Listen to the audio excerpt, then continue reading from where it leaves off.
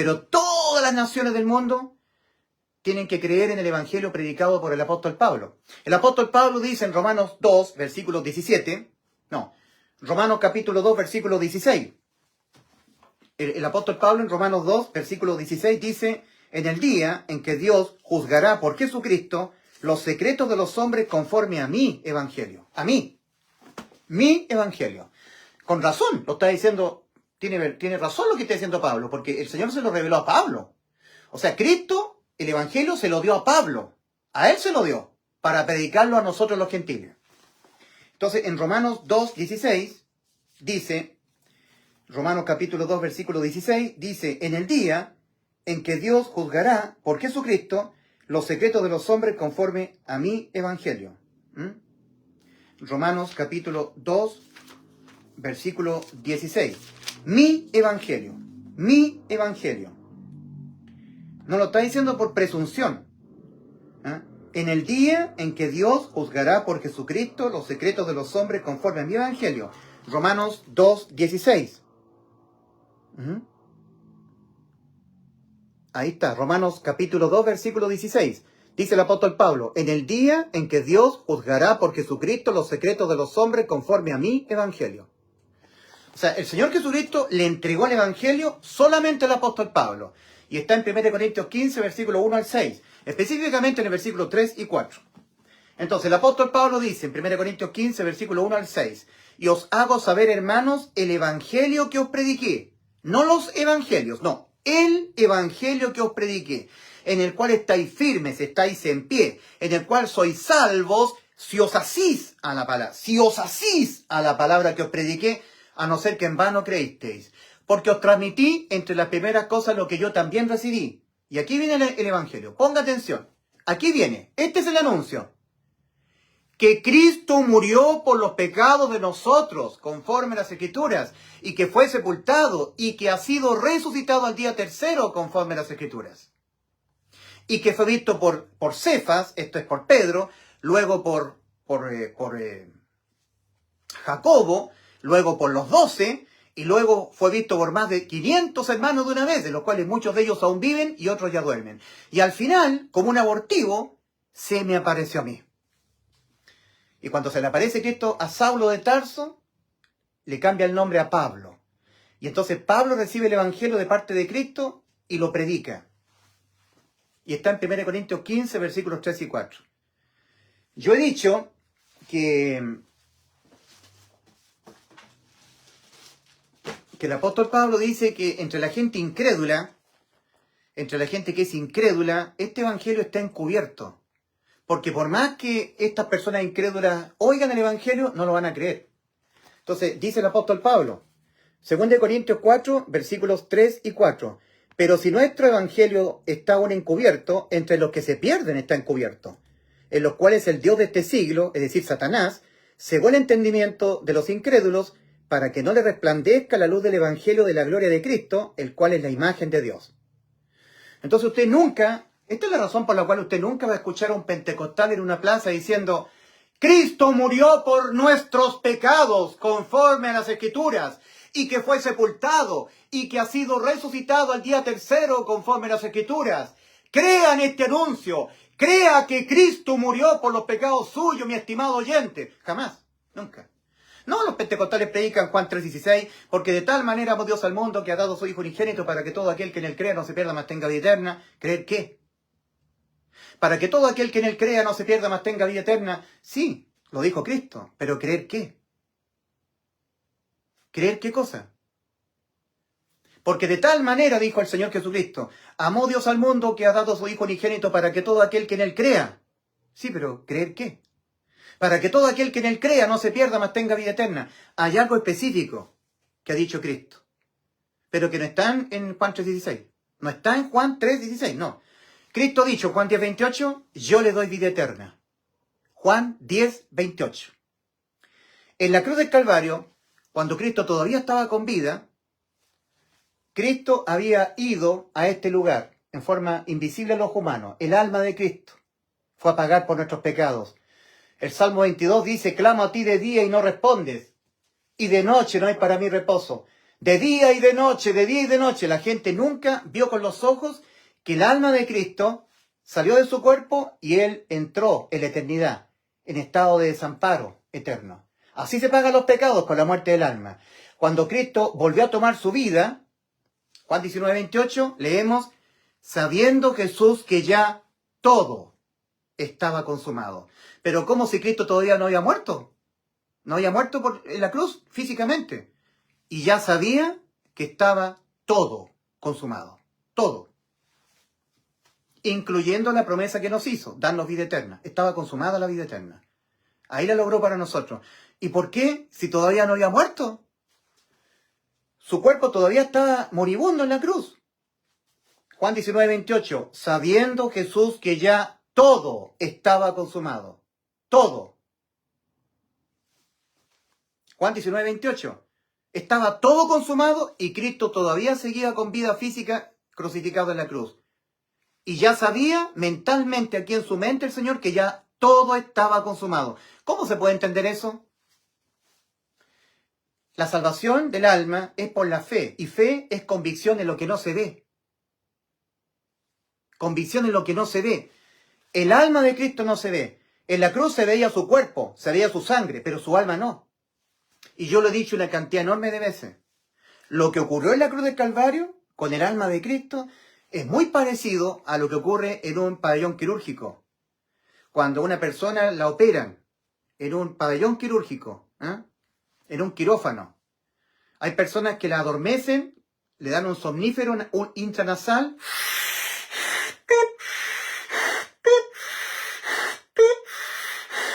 y le empiezan a registrar los signos vitales, la respiración y el latido del corazón.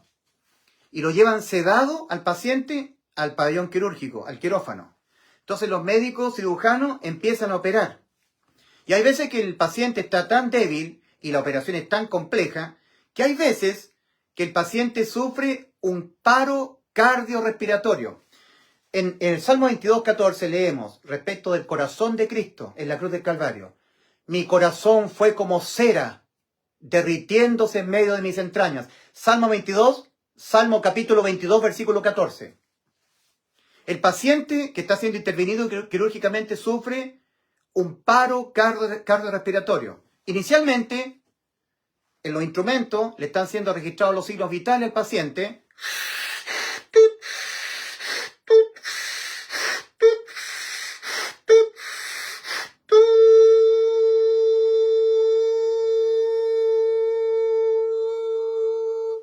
No hay signos vitales, no hay respiración pulmonar, no hay acción, efecto cardio, no hay latido del corazón.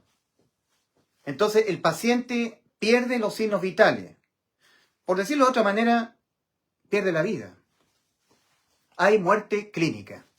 Entonces el paciente tiene que ser objeto de una reanimación cardiopulmonar. Eso ocurre a veces en los pabellones quirúrgicos. Entonces vienen unas personas con unos electroimanes y aplican corriente continua en el pecho del paciente para que el corazón vuelva a latir, para que vuelva a tener signos vitales. Algunos pacientes han contado la experiencia que han sufrido en los quirófanos cuando han sido intervenidos quirúrgicamente. Ellos han dicho, y lo han escrito en libros, que ellos se desdoblaron de sus cuerpos. Quedaron suspendidos unos cuantos centímetros, o tal vez un metro o dos, en el pabellón quirúrgico, y ellos miraban todo lo que estaba ocurriendo en el quirófano, todo, lo observaban todo. Estaban mirando cómo le estaban haciendo reanimación cardiopulmonar, aplicándole unos electroimanes, descargando corriente continua en el pecho para poder hacer volver a latir el corazón. Miraban que los médicos se habían replegado momentáneamente, esperando que tuviera éxito el ejercicio de la reanimación cardiopulmonar. Miraba, la persona estaba suspendida sobre su propio cuerpo. La persona estaba suspendida invisiblemente a todo ojo. En efecto, dice que su alma se desdobló, se separó del cuerpo, se salió del cuerpo, y ella, la paciente, lo miraba todo. Todo lo que estaba ocurriendo en el pabellón quirúrgico. Miraba a las enfermeras que corrían de aquí para acá, aplicando cierta sustancia intravenosa para que el corazón volviera a latir. Los médicos estaban mirando ansiosamente si había éxito en la reanimación cardiopulmonar que la estaban practicando unas personas con unos electroimanes. Era todo muy tenso. Y la persona seguía en muerte clínica. Y hay veces, entre paréntesis, hay veces que los médicos tienen que decir, basta, no sigan, ya no hay caso ya se nos fue el paciente. No sigan aplicándole más descarga de corriente continua al pecho porque ya el paciente se nos fue. No hay signos vitales. Entonces los médicos tienen que decir, hora de muerte, bueno, son las 8 de la tarde con 9 minutos, hora de muerte, se nos murió, se nos fue el paciente, ya no sirve más que se le siga aplicando corriente continua al pecho porque ya se nos fue el paciente, ya se murió. Basta ya, no sigan más, ya se nos murió. Es inútil, porque ya partió, se nos fue. Entonces tienen que tapar al paciente, lo llevan a la morgue. Entonces, ¿qué pasa? Que cuando tiene éxito la reanimación cardiopulmonar, el paciente está...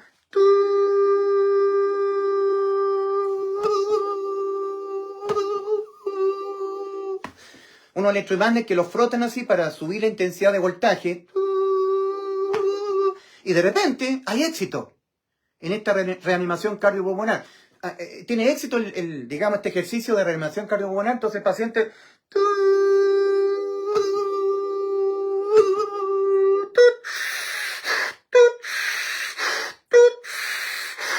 Entonces los médicos se alegran, recuperamos al paciente. Entonces se retiran las personas que están aplicándole la descarga, digamos, de corriente continua a través de los electroimanes. Ellos se retiran y los médicos cirujanos reanudan la cirugía que quedó intervenida, suspendida, porque hubo un paro cardiorrespiratorio, hubo un tipo de muerte clínica y el paciente tuvo que ser objeto de la reanimación cardiopulmonar.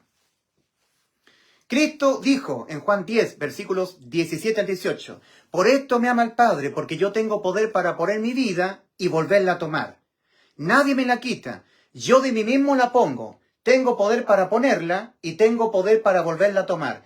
Este mandamiento recibí de mi Padre. Juan capítulo 10, versículos 17 al 18. Este mandamiento recibí de mi Padre. En la Biblia, la vida está en el alma. Eso es lo que dice la Biblia, la palabra del Señor.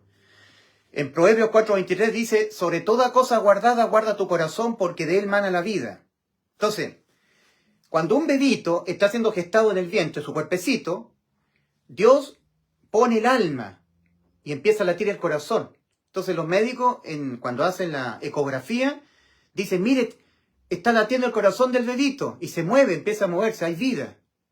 Ahora, cuando el alma desampara el cuerpo pierde la vida, porque la vida está en el alma. El cuerpo queda cadáver, sin vida, sin signos vitales, porque el que tiene la vida es el alma, no el cuerpo. La vida de la carne en la sangre está, la vida de la carne, del cuerpo, pero no la vida del alma. El alma no tiene sangre, es intangible, no se ve. El cuerpo se ve, la sangre se ve, pero el alma no se ve. Hablando del alma, en Eclesiastés capítulo 3, versículo 12, dice, Dios todo lo ha hecho hermoso en su tiempo y ha puesto eternidad en el corazón, en el alma de los hombres. En 2 Corintios 4, 18 dice, no mirando nosotros las cosas que se ven, la sangre se ve con los ojos, el cuerpo se ve con los ojos. No mirando nosotros las cosas que se ven, sino las que no se ven, el alma no se ve. Porque las cosas que se ven, aquí en la cruz del Calvario uno miraría el cuerpo de Cristo molido por nuestros pecados, su preciosa y bendita sangre derramada en la cruz del Calvario, pero no se vería su alma, porque el alma no se ve, el alma no tiene sangre, y es el alma nuestra, nuestro ser inmaterial, el que queda condenado a la muerte por pecar. Y la sustitución de Éxodo capítulo 21, versículos 23 al 25 es alma por alma. La vida está en el alma. Mas si hubiere muerte, pagarás vida por vida, alma por alma. Cuando Cristo estaba afligido, angustiado en el huerto de Getsemaní, sabiendo que tenía que enfrentar la cruz, dijo en Mateo 26, 38, mi alma está muy triste hasta la muerte. Mi alma está muy triste hasta la muerte. En Isaías 53:11, hablando de Cristo, dice, verá el fruto de la aflicción de su alma y quedará satisfecho. La salvación del alma es alma por alma, no sangre por alma, no cuerpo por alma, alma por alma. Sabiendo Jesús que ya todo estaba consumado, Juan 19:28, pero como si todavía su cuerpo no había muerto. Estaba agonizando, sí, pero no había muerto definitivamente. Y sabía que estaba todo consumado. ¿Quién me explica esto a mí? Sabiendo Jesús que ya todo estaba consumado, dijo, para que la escritura se cumpliese, tengo sed. Antes de seguir con la lectura de Juan 19, versículos 25 al 30, en Juan 19:28, sabiendo Jesús que ya todo estaba consumado. Y todavía estaba con vida física. Y en Levítico capítulo 17, versículo 11 leemos, porque la vida de la carne en la sangre está, y la vida de la carne de Cristo estaba en él, y ya sabía que estaba todo consumado. ¿Quién me explica esto? La Biblia lo explica, porque era alma por alma, no muerte física por alma, no sangre por alma, no, alma por alma, y el alma no tiene sangre. En Levítico capítulo 17, versículo 11, Dios está hablando con los suyos, con su pueblo. Le está hablando a Moisés, a Aarón, a los hebreos. Ellos estaban salvados porque estaban en el pacto con Dios, en el continuo sacrificio. Y para expiar, purgar, lavar, hacer redención, limpieza, purificación de sus pecados, la sangre de los animales. Pero no la salvación del alma. La salvación del alma de aquellos hebreos ocurría en el altar de sacrificio. Cuando los corderos eran muertos, se les quitaba la vida del alma de los corderos, en sustitución de las almas de los infractores.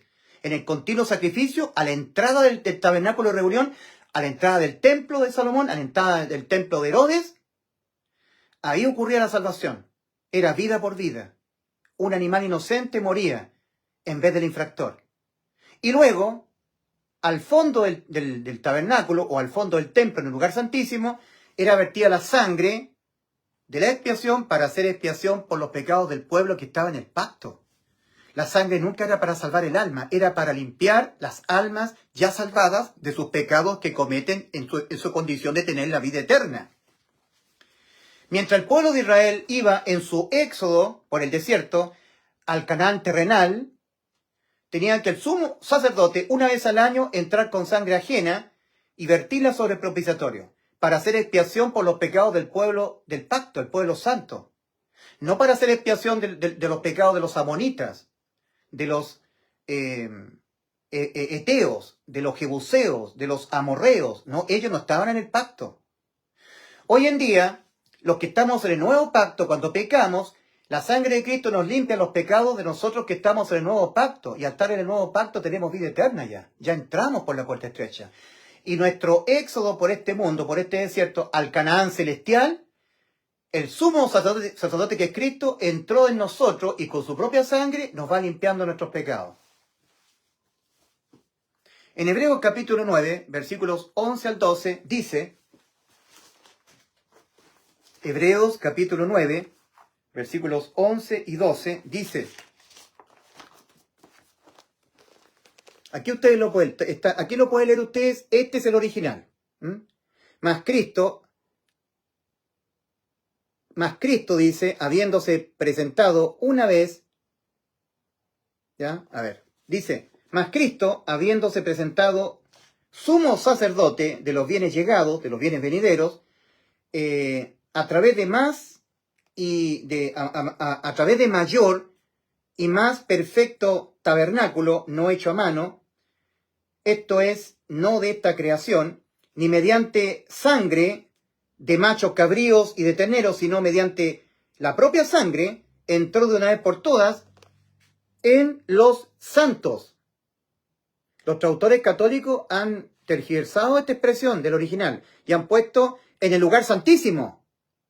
Entró de una vez por todas en el lugar santísimo. El original dice en los santos. Santo significa una persona que Dios lo apartó para él. santo, apartado, santos, pasados de muerte a vida. Los que hemos creído que Cristo cuando murió por nuestros pecados nos dio la vida eterna. Entonces nos aparta el Señor de entre los incrédulos. Entonces Cristo ahora entra en nosotros con su propia sangre y cual sumo sacerdote, mientras vamos nosotros por este desierto de este mundo al Canaán celestial, el templo es nuestro propio cuerpo. Nosotros somos templo del Espíritu de Cristo, el Espíritu Santo. En Juan capítulo 6, versículos 50 al 59, Cristo está diciendo, el que no come mi carne y no bebe mi sangre no tiene vida eterna. El que come mi carne, comer la carne y beber la sangre, ese tiene vida eterna. Cuando Cristo entra dentro de mí, yo he comido la carne de Cristo y he bebido su sangre. En Romanos 8:9, el apóstol Pablo dice, si es que el Espíritu de Dios mora en vosotros, y si alguno no tiene el Espíritu de Cristo, no es de él. Tener espiritualmente a Cristo morando dentro, en mi corazón, dentro. En Gálatas 2:20 dice, el apóstol Pablo dice algo que los genuinos salvados también hacemos nuestro. Con Cristo estoy juntamente crucificado y ya no vivo yo, mas vive Cristo en mí. Cristo en mí. Cristo en la santidad, sin la cual nadie verá al Señor. Hebreos 12:14. Y cuando Cristo entra en mí, yo que soy un vil pecador, yo tengo la santidad, la de Cristo, sin la cual nadie verá al Señor. Cristo en la vid, nosotros los pámpanos. Juan 15, del 1 al 7. Cuando Cristo, cual vid, entra en nosotros los pámpanos estamos permanentemente en Cristo. Y Cristo, cual vid, permanentemente en nosotros los pámpanos. Se cumple, Juan 15, del 1 al 7. No es algo que yo tenga que hacer. Es algo que Cristo hace. Cuando Cristo viene a morar dentro de mí. Es una fusión. Cristo en mí y yo en él. Gálatas 2, versículo 20. Con Cristo estoy juntamente crucificado y ya no vivo yo, mas vive Cristo en mí. Cristo en mí. Bautismo, que es algo que tampoco se enseña en el mundo cristiano evangélico, ni siquiera en el mundo católico, cristiano católico, significa inmersión. Significado etimológico de la palabra bautismo. Inmersión. En Mateo capítulo 3, Juan el Bautista dice, yo bautizo en agua y nada más, solamente en agua. Yo bautizo en agua, pero viene alguien detrás de mí que es más poderoso que yo, del cual yo no soy digno de llevar sus calzados. Él os bautizará en Espíritu Santo y fuego. Ah, ¿es distinto el bautismo del Señor que el bautismo en agua? Son dos bautismos diferentes. En Hechos capítulo 19, el apóstol Juan se encuentra con unos discípulos de Apolo. Apolo predicaba el bautismo de Juan, sumergirse en agua. Pero Pablo predicaba el Evangelio. Recordemos que Pablo dice, porque el Señor no me envió a mí a bautizar, sino a predicar el Evangelio. Porque no me envió el Señor a bautizar en agua, sino a predicar el Evangelio. No con sabiduría de palabras para que no se haga vana la cruz de Cristo. Porque no me envió el Señor a bautizar, sino a predicar el Evangelio. No con sabiduría de palabras para que no se haga vana la cruz de Cristo. Entonces, el apóstol Pablo se encuentra con unos discípulos de Apolo. Hechos capítulo 19, versículo 1 al 6. Entonces el apóstol Pablo les pregunta a estos discípulos, ¿el Espíritu de Cristo ha entrado en ustedes? ¿Recibisteis el Espíritu Santo cuando creísteis? Y los discípulos de Apolo le respondieron al apóstol Pablo, ni siquiera hemos oído que existe Espíritu Santo. Entonces el apóstol Pablo les dice a los discípulos de Apolo, ¿y en qué pues fuiste bautizados? Y los discípulos de Apolo le contestan a Pablo, en el bautismo de Juan. O sea, nos sumergió Apolos en agua, porque Apolo predicaba el bautismo de Juan, sumergirse en agua. ¿Recibisteis espiritualmente a Cristo morando dentro de ti cuando creísteis? Porque ustedes creyeron, no me cabe ninguna duda que creyeron. La pregunta es, ¿en qué creyeron? El apóstol Pablo dice, si os asís, si ustedes creen en lo que yo predico, Si ustedes van a creer en algo que otro predica, distinto a lo que predico yo, no sois salvos. De nuevo, 1 Corintios 15, del 1 al 5. Del 1 al 6. Y os hago saber, hermanos, el evangelio que os prediqué, en el cual estáis firmes, estáis en pie, en el cual sois salvos, si os asís a la palabra que os prediqué. Si ustedes le prestan atención a mi anuncio, porque si ustedes le van a prestar oído, atención a otro anuncio, diferente al mío, no van a ser salvos. Entonces, los discípulos de Apolos le habían prestado oído al anuncio que predicaba Apolos, que era el bautismo de Juan. Pero el bautismo de Juan es un bautismo en agua, sumergirse en agua. El bautismo del Espíritu Santo es Cristo en forma espiritual sumergiéndose dentro del cuerpo físico de un creyente en el Evangelio, de un creyente con fe, para que ese cuerpo se convierta en templo del Espíritu de Cristo, templo del Espíritu Santo. Son dos bautismos diferentes. En el mundo evangélico, el bautismo que se practica es el bautismo de Juan, en agua. La genuina iglesia de Cristo somos los bautizados con el Espíritu Santo, Cristo morando dentro de nosotros. Pero para que Cristo venga a ser sumergido dentro de nosotros, lo que Cristo tiene que hallar es fe. En Marcos capítulo 16, versículos 15 y 16, Cristo está enviando a sus creyentes. Le está diciendo, id por todo el mundo y predicad el evangelio a toda criatura. O sea, predicad lo que yo hice en la cruz. Eso es el evangelio. A toda criatura. Predicar lo que yo tuve que padecer en la cruz para poderles darle vida eterna a ustedes. Predíquenlo. Para que la gente oyéndolo decida creerlo o no creerlo. Si no lo creen, son condenados. Si lo creen con fe, son salvos. Dice el Señor, id por todo el mundo, creyentes míos, y predicad el evangelio a toda criatura. El que creyere y fuere bautizado será salvo. El que no creyere será condenado. O sea, la condenación no es por pecar. La condenación es por no creer que Cristo murió en la cruz del Calvario por nuestros pecados. Por no creer en el Evangelio. Pero el bautismo del cual se está refiriendo Cristo, en Marcos capítulo 16, versículos 15 al 16, no es el bautismo de Juan. El bautismo de Juan era un bautismo en donde se confesaban los pecados para el perdón de los pecados que iba a ocurrir en la cruz del Calvario. O sea, hasta que no viniese Cristo al mundo, había un método para expiar los pecados que era el continuo sacrificio en el templo. Al entrar al tabernáculo o a la entrada del templo, ofreciendo víctimas por los pecados. Sacrificio de animales. Pero cuando vino Cristo, Cristo vino a abolir el antiguo pacto, dándonos un nuevo pacto en la ley de la fe. En el antiguo pacto alguien podía jactarse. Porque para ser expiados los pecados, uno tenía que ofrecer un cordero macho de 1 año sin defecto. Entonces uno podría decir, yo he ofrecido el cordero más gordo, el cordero más perfecto. Uno podría gloriarse. En Romanos 3, versículos 27 al 28, dice el apóstol Pablo, ¿ya? Dice, pero ahora, aparte de la ley, es decir, aparte del antiguo pacto, ¿ya?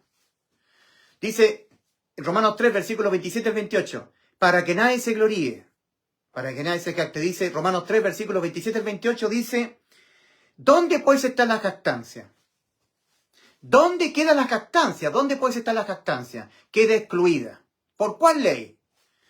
¿El antiguo pacto o el nuevo pacto? ¿Por cuál ley? ¿Dónde pues está la jactancia? Queda excluida. ¿Por cuál ley? ¿Por la de las obras? No, sino por la ley de la fe. Ah, hay una ley de la fe, aparte de las obras. ¿Por cuál ley? ¿Por la de las obras? No, sino por la ley de la fe. Concluimos pues que el hombre es justificado por fe, sin las obras de la ley. Cuando se habla de las obras de la ley, es una cantidad enorme de mandamientos.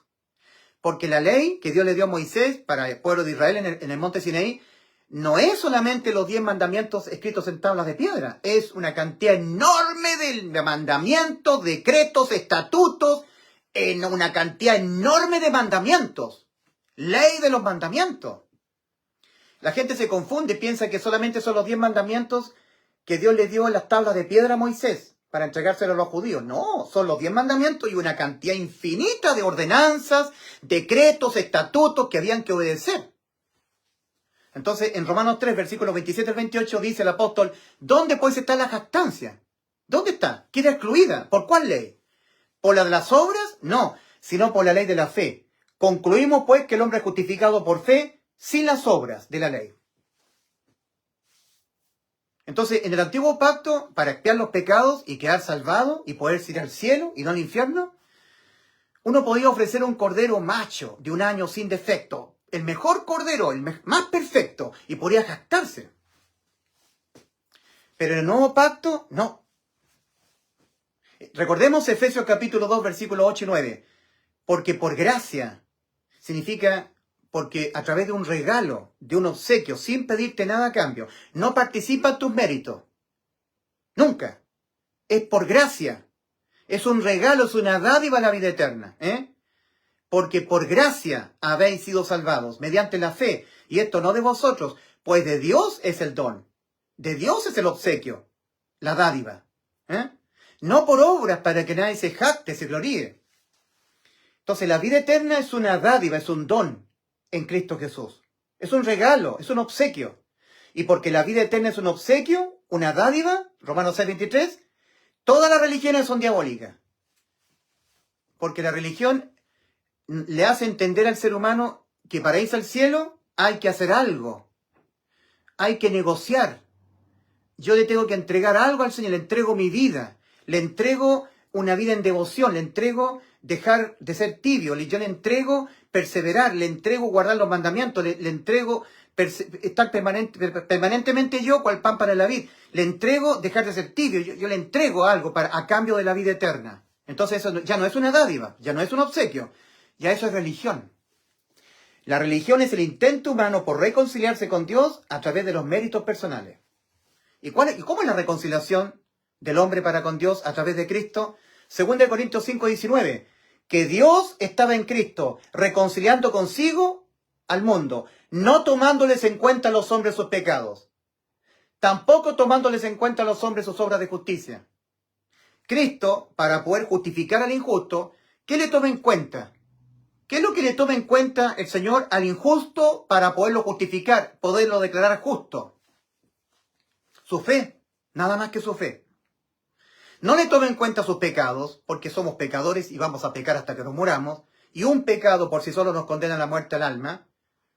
No nos toma en cuenta nuestras obras de justicia. En Tito capítulo 3, versículo 5 dice, nos salvó, no por obras de justicia que nosotros hubiéramos hecho, sino por su misericordia. Nos salvó, no por obras de justicia que nosotros hubiéramos hecho, sino por su misericordia.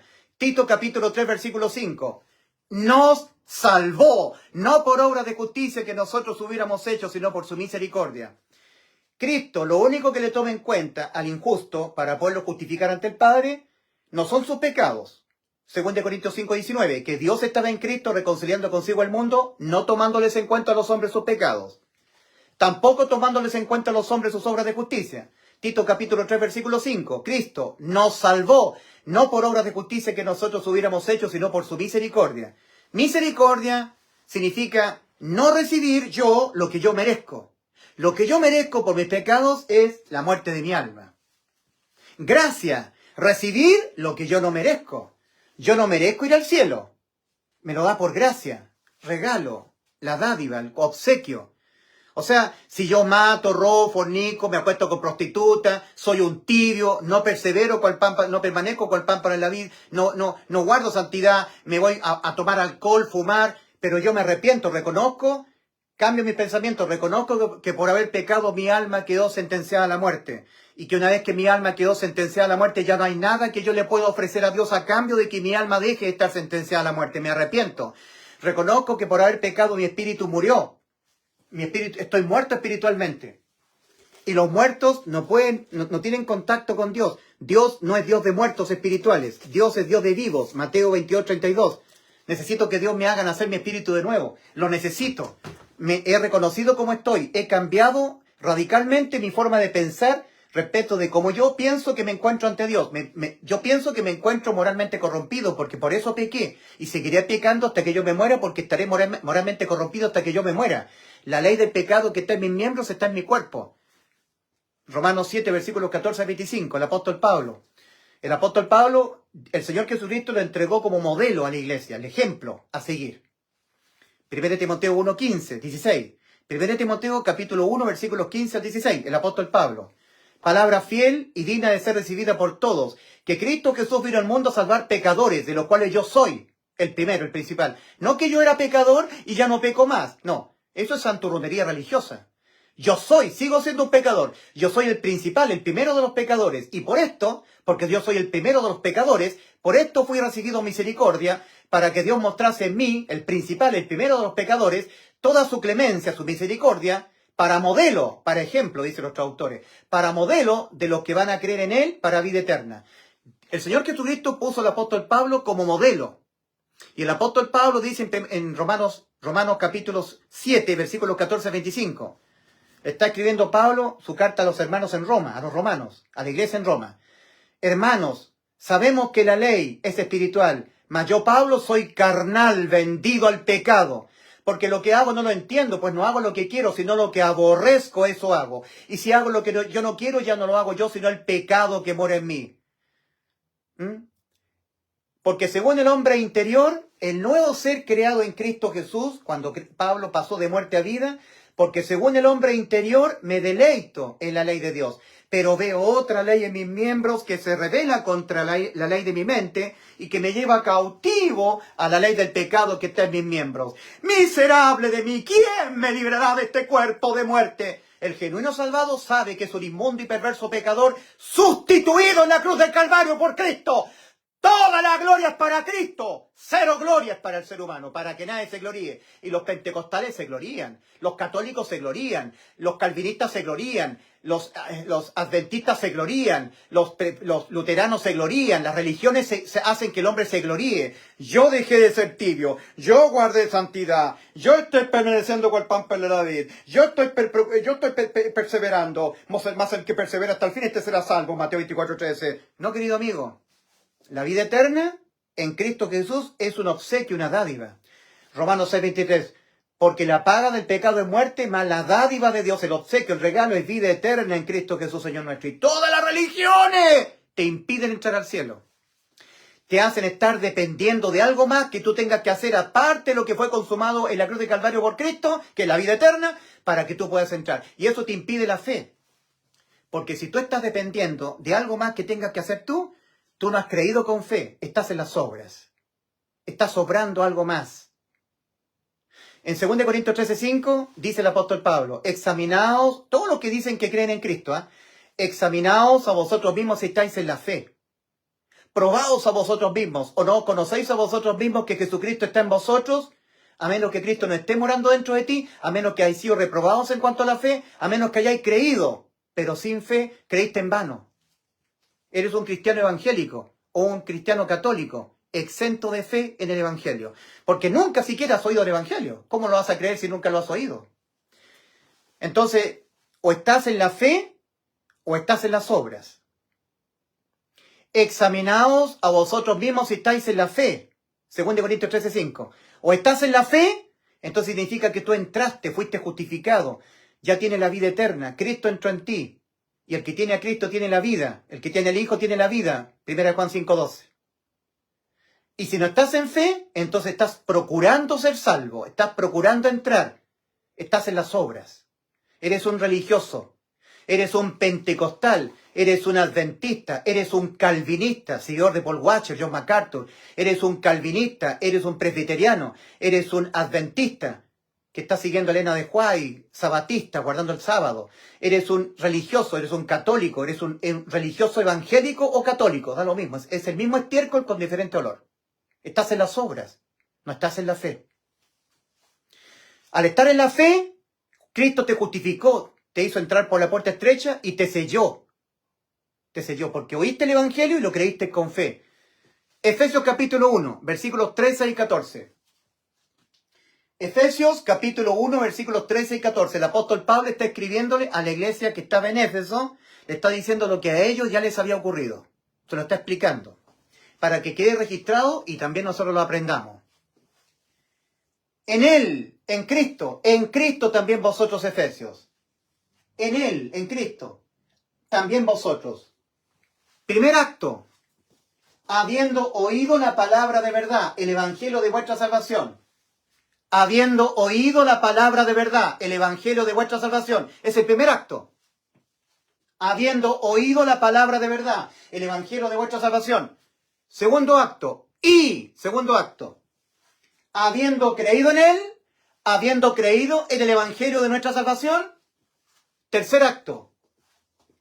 Fuisteis sellados con el Espíritu Santo de la promesa, que es las arras de nuestra herencia para la redención de la posesión adquirida. La iglesia es posesión adquirida por Cristo al precio de su alma, de su vida. Cuarto acto, para la redención de la posesión adquirida, para alabanza de su gloria. La redención, arrebatamiento de la iglesia de Cristo, cuando Cristo venga a redimir los cuerpos de carne y hueso para convertirlos en cuerpos espirituales, cuerpos celestiales. Para la redención de los cuerpos, para que ocurra el arrebatamiento de la iglesia de Cristo. Fuisteis sellados para el arrebatamiento. El original dice para. Los traductores católicos han cambiado la preposición para, la han cambiado a la preposición hasta. Fuisteis sellados con el Espíritu Santo de la promesa hasta la redención de la posesión adquirida. El original dice para. Habiendo oído el Evangelio de nuestra salvación y habiéndolo creído con fe, fuisteis sellados con el Espíritu Santo de la promesa, que es la arras de nuestra herencia, para que te vayas en el rapto. Cristo entra a morar dentro en forma espiritual. Yo quedo convertido mi cuerpo en templo del Espíritu de Cristo, el Espíritu Santo, y me sella. ¿Hasta cuándo? Hasta cuando yo peco y pierdo la salvación. Eso lo predican los pentecostales herejes. La salvación jamás se pierde, porque lo que Cristo nos heredó en la cruz fue vida eterna. Vida perpetua, eterna. No nos dio una salvación que deja de ser. En primera de Juan 5, versículos 10 al 12, el apóstol Juan dice: el que cree en el Hijo de Dios tiene el testimonio en sí mismo. Tiene a Cristo en forma espiritual morando dentro de su cuerpo. El que cree con fe en el Evangelio, entonces tiene a Cristo morando dentro. Cristo da testimonio a nuestro espíritu de que somos hijos de Dios. Romanos 8, 16. El Espíritu mismo da testimonio a nuestro espíritu de que somos hijos de Dios. Romanos 8, 16. El Espíritu mismo, el Espíritu de Cristo morando dentro de nosotros, da testimonio a nuestro espíritu de que somos hijos de Dios. Romanos 8, 16. Primera de Juan, la primera carta de Juan, capítulo 5, primera epístola a la iglesia, primera carta de Juan, capítulo 5, versículos 10 al 12. El que cree en el Hijo de Dios, ¿qué es lo que ha dicho el Hijo de Dios que yo tengo que creerlo? Juan 10, 28. Yo le doy vida eterna. Bueno, ¿y dónde cumplió esa promesa Cristo? Aquí en la cruz. Consumado es lo que yo le prometí, darle vida eterna. Juan 19, 30. Y entregó su espíritu. Y ahí murió. Su cuerpo lo descolgaron de la cruz. Ahí. Todas las rocas se partieron porque hubo un gran terremoto. Se partieron las rocas.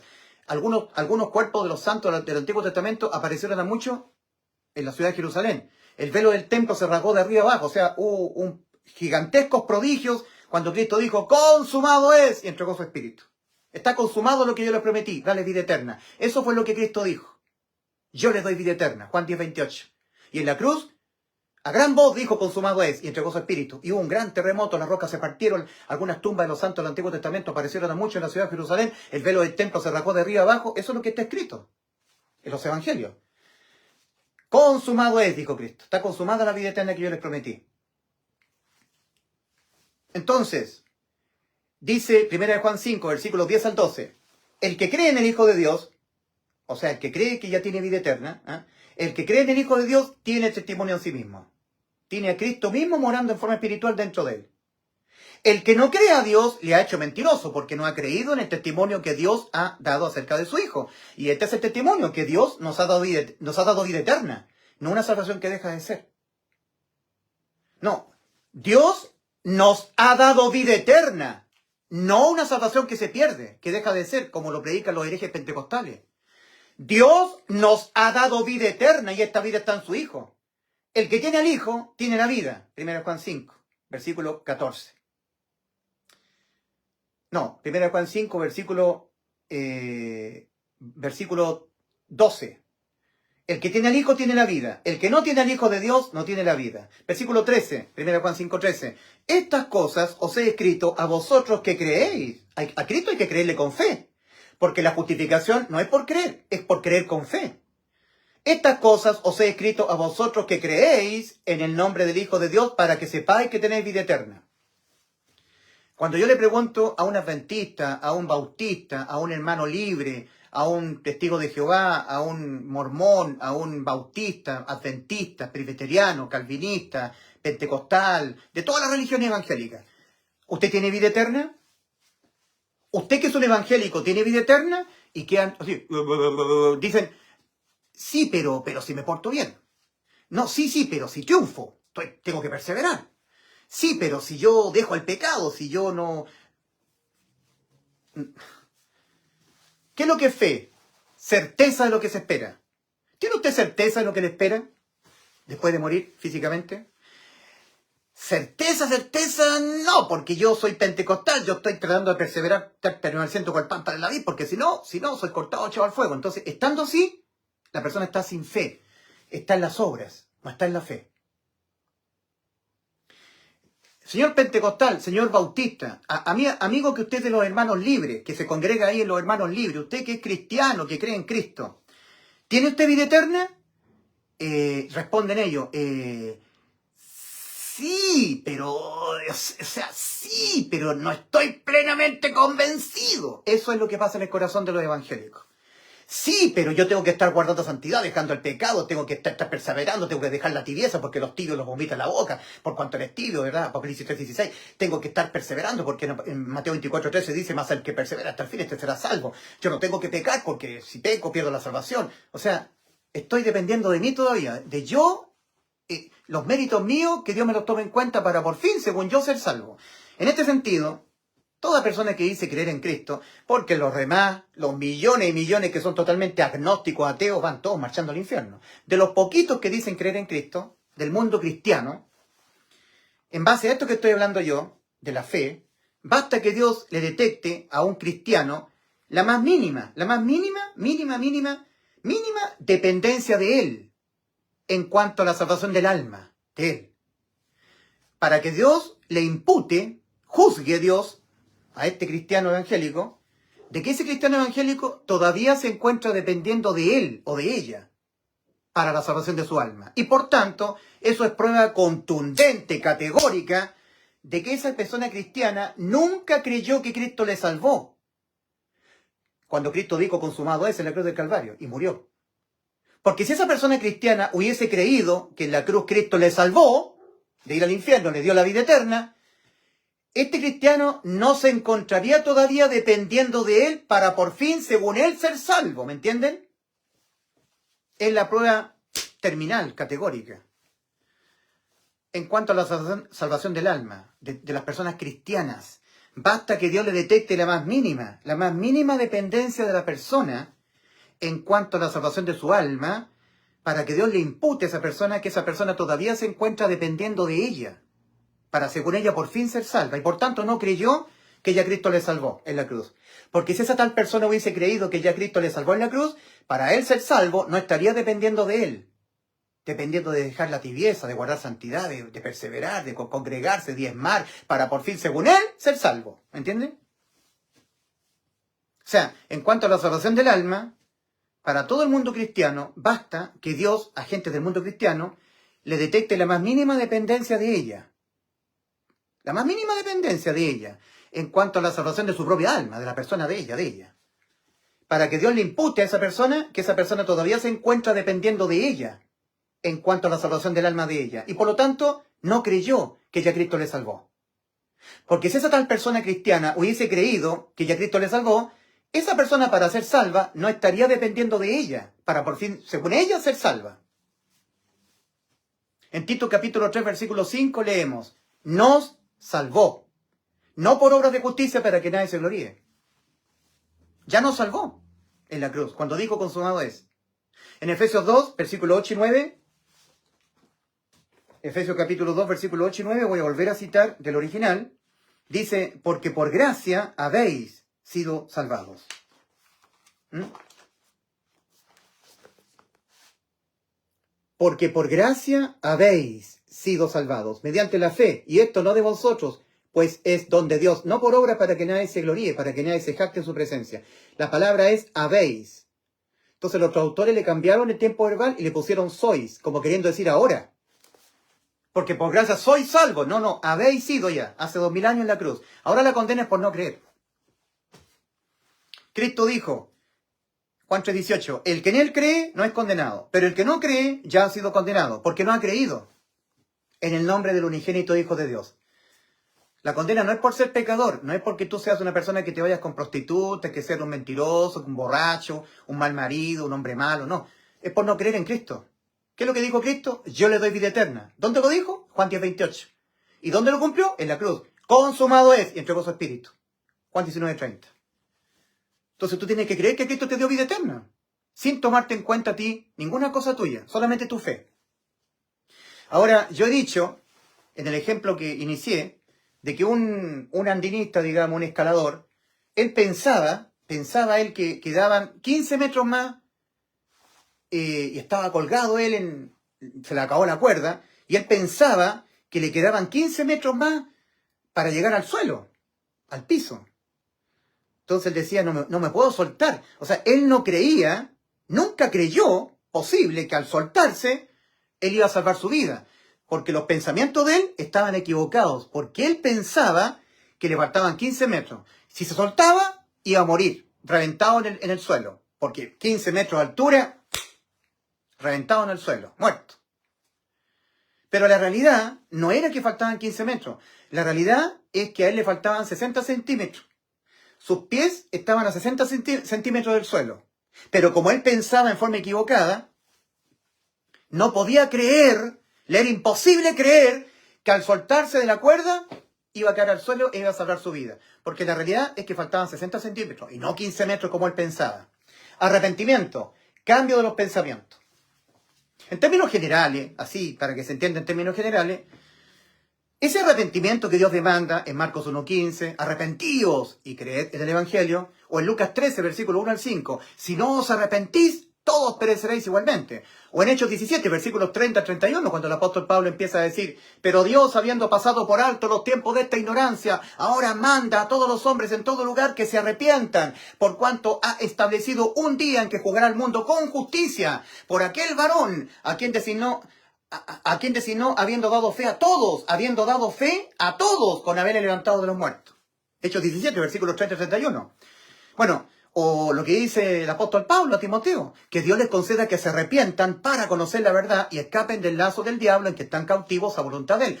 Si no hay arrepentimiento, la persona no podrá conocer la verdad, ni tampoco podrá escapar del lazo del diablo en que está cautivo a voluntad de él. Entonces el arrepentimiento que Dios demanda en todos estos pasajes significa un cambio de idea, cambio de pensar. Cambia la forma de autopercibirse, pero es un cambio de idea, cambio de pensamiento. Hay una persona que inicialmente está muy aburrida, muy cansada, ha trabajado toda la semana, está muy hastiada de todos los acontecimientos que vive a diario, todo es mala noticia. Entonces oye que hay una fiesta que se va a celebrar. El día sábado va a haber una fiesta ochentera.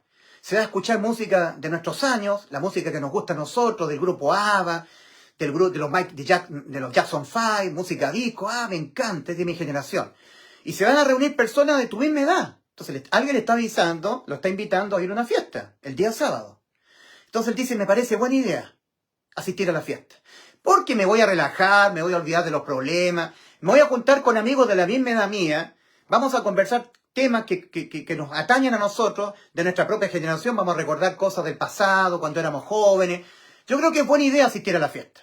Ok, para que hablemos de lo que es el arrepentimiento que Dios demanda para salvación, el arrepentimiento, que es un cambio en la manera de autopercibirse, un cambio de idea, cambio de pensamiento. Entonces la persona asiste a la fiesta, el día sábado, y resulta que se da cuenta que hay puros muchachos jóvenes, que no son de su edad, están escuchando música reggaetonera, que no es la música que le gusta a él. De hecho el ambiente es medio delictivo, porque se da cuenta que hay muchachos que son medio drogadictos, medio delincuentes. Entonces él dice, me arrepiento de haber venido a esta fiesta. O sea, pensaba que era buena idea, ahora pienso que fue mala idea. Es un cambio en la manera de pensar, un cambio de idea. Me arrepiento de haber venido a la fiesta. Me parecía buena idea, pero ahora me parece que fue mala idea. Cambio de parecer. O sea, arrepentimiento, cuya palabra en el idioma griego antiguo es metanoia, es meta, cambio, noia, mente. Metanoité, cambio de los pensamientos que hay en la mente. Si la persona no cambia los pensamientos que tiene, le será imposible creer en el Evangelio. Le será imposible. El Evangelio dice que cuando Cristo murió por nuestros pecados nos dio la inmortalidad, la vida eterna, mediante el Evangelio. Según de Timoteo 1:10, hablando de la gracia, el don gratuito que es Cristo, el regalo, la dádiva, vida eterna. Gracia, dice, pero manifestada ahora, la gracia, manifestada la gracia, según de Timoteo 1:10. Segunda de Timoteo, segunda carta del apóstol Pablo a Timoteo, capítulo 1, versículo 10. Pero manifestada ahora, mediante la aparición del Salvador de nosotros, Cristo Jesús, que abolió por una parte la muerte. Oseas 13:14, oh muerte, yo seré tu muerte. El alma que pecare esa morirá. La muerte del alma abolida. Que abolió por una parte la muerte del alma y sacó a luz por otra la vida y la inmortalidad para el alma, mediante el Evangelio. La inmortalidad para el alma mediante el hecho de que Cristo murió por los pecados de nosotros. ¿Qué tipo de muerte fue la que experimentó Cristo en la cruz? Para darnos la vida eterna, la muerte del alma. Cristo en la cruz del Calvario, desde la hora sexta hasta la hora novena, hubo tinieblas sobre toda la tierra. Mateo 27, versículo 45 al 46. Cerca de la hora novena, el Padre desampara al Hijo. Y Cristo exclama, Elí, Elí, lama sabactani. Esto es, Dios mío, ¿por qué me has desamparado? Cristo experimenta muerte, porque muerte es separación. Pero su cuerpo, su corazón desfallece. Y Cristo, todavía en la cruz,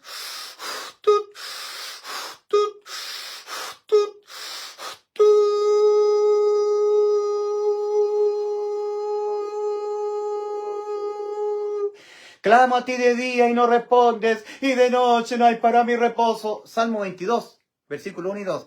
Sí, pero es que, querido amigo, yo veo a Cristo crucificado unas horas nada más. O sea, sabemos que todo el evento de la crucifixión duró unas horas del día. De hecho, no podían quedar crucificados estas tres personas crucificadas, un malhechor, el otro malhechor y nuestro bendito Salvador Jesucristo, nuestro Dios hecho hombre, no podían quedar crucificados para el otro día, porque el otro día era sagrado.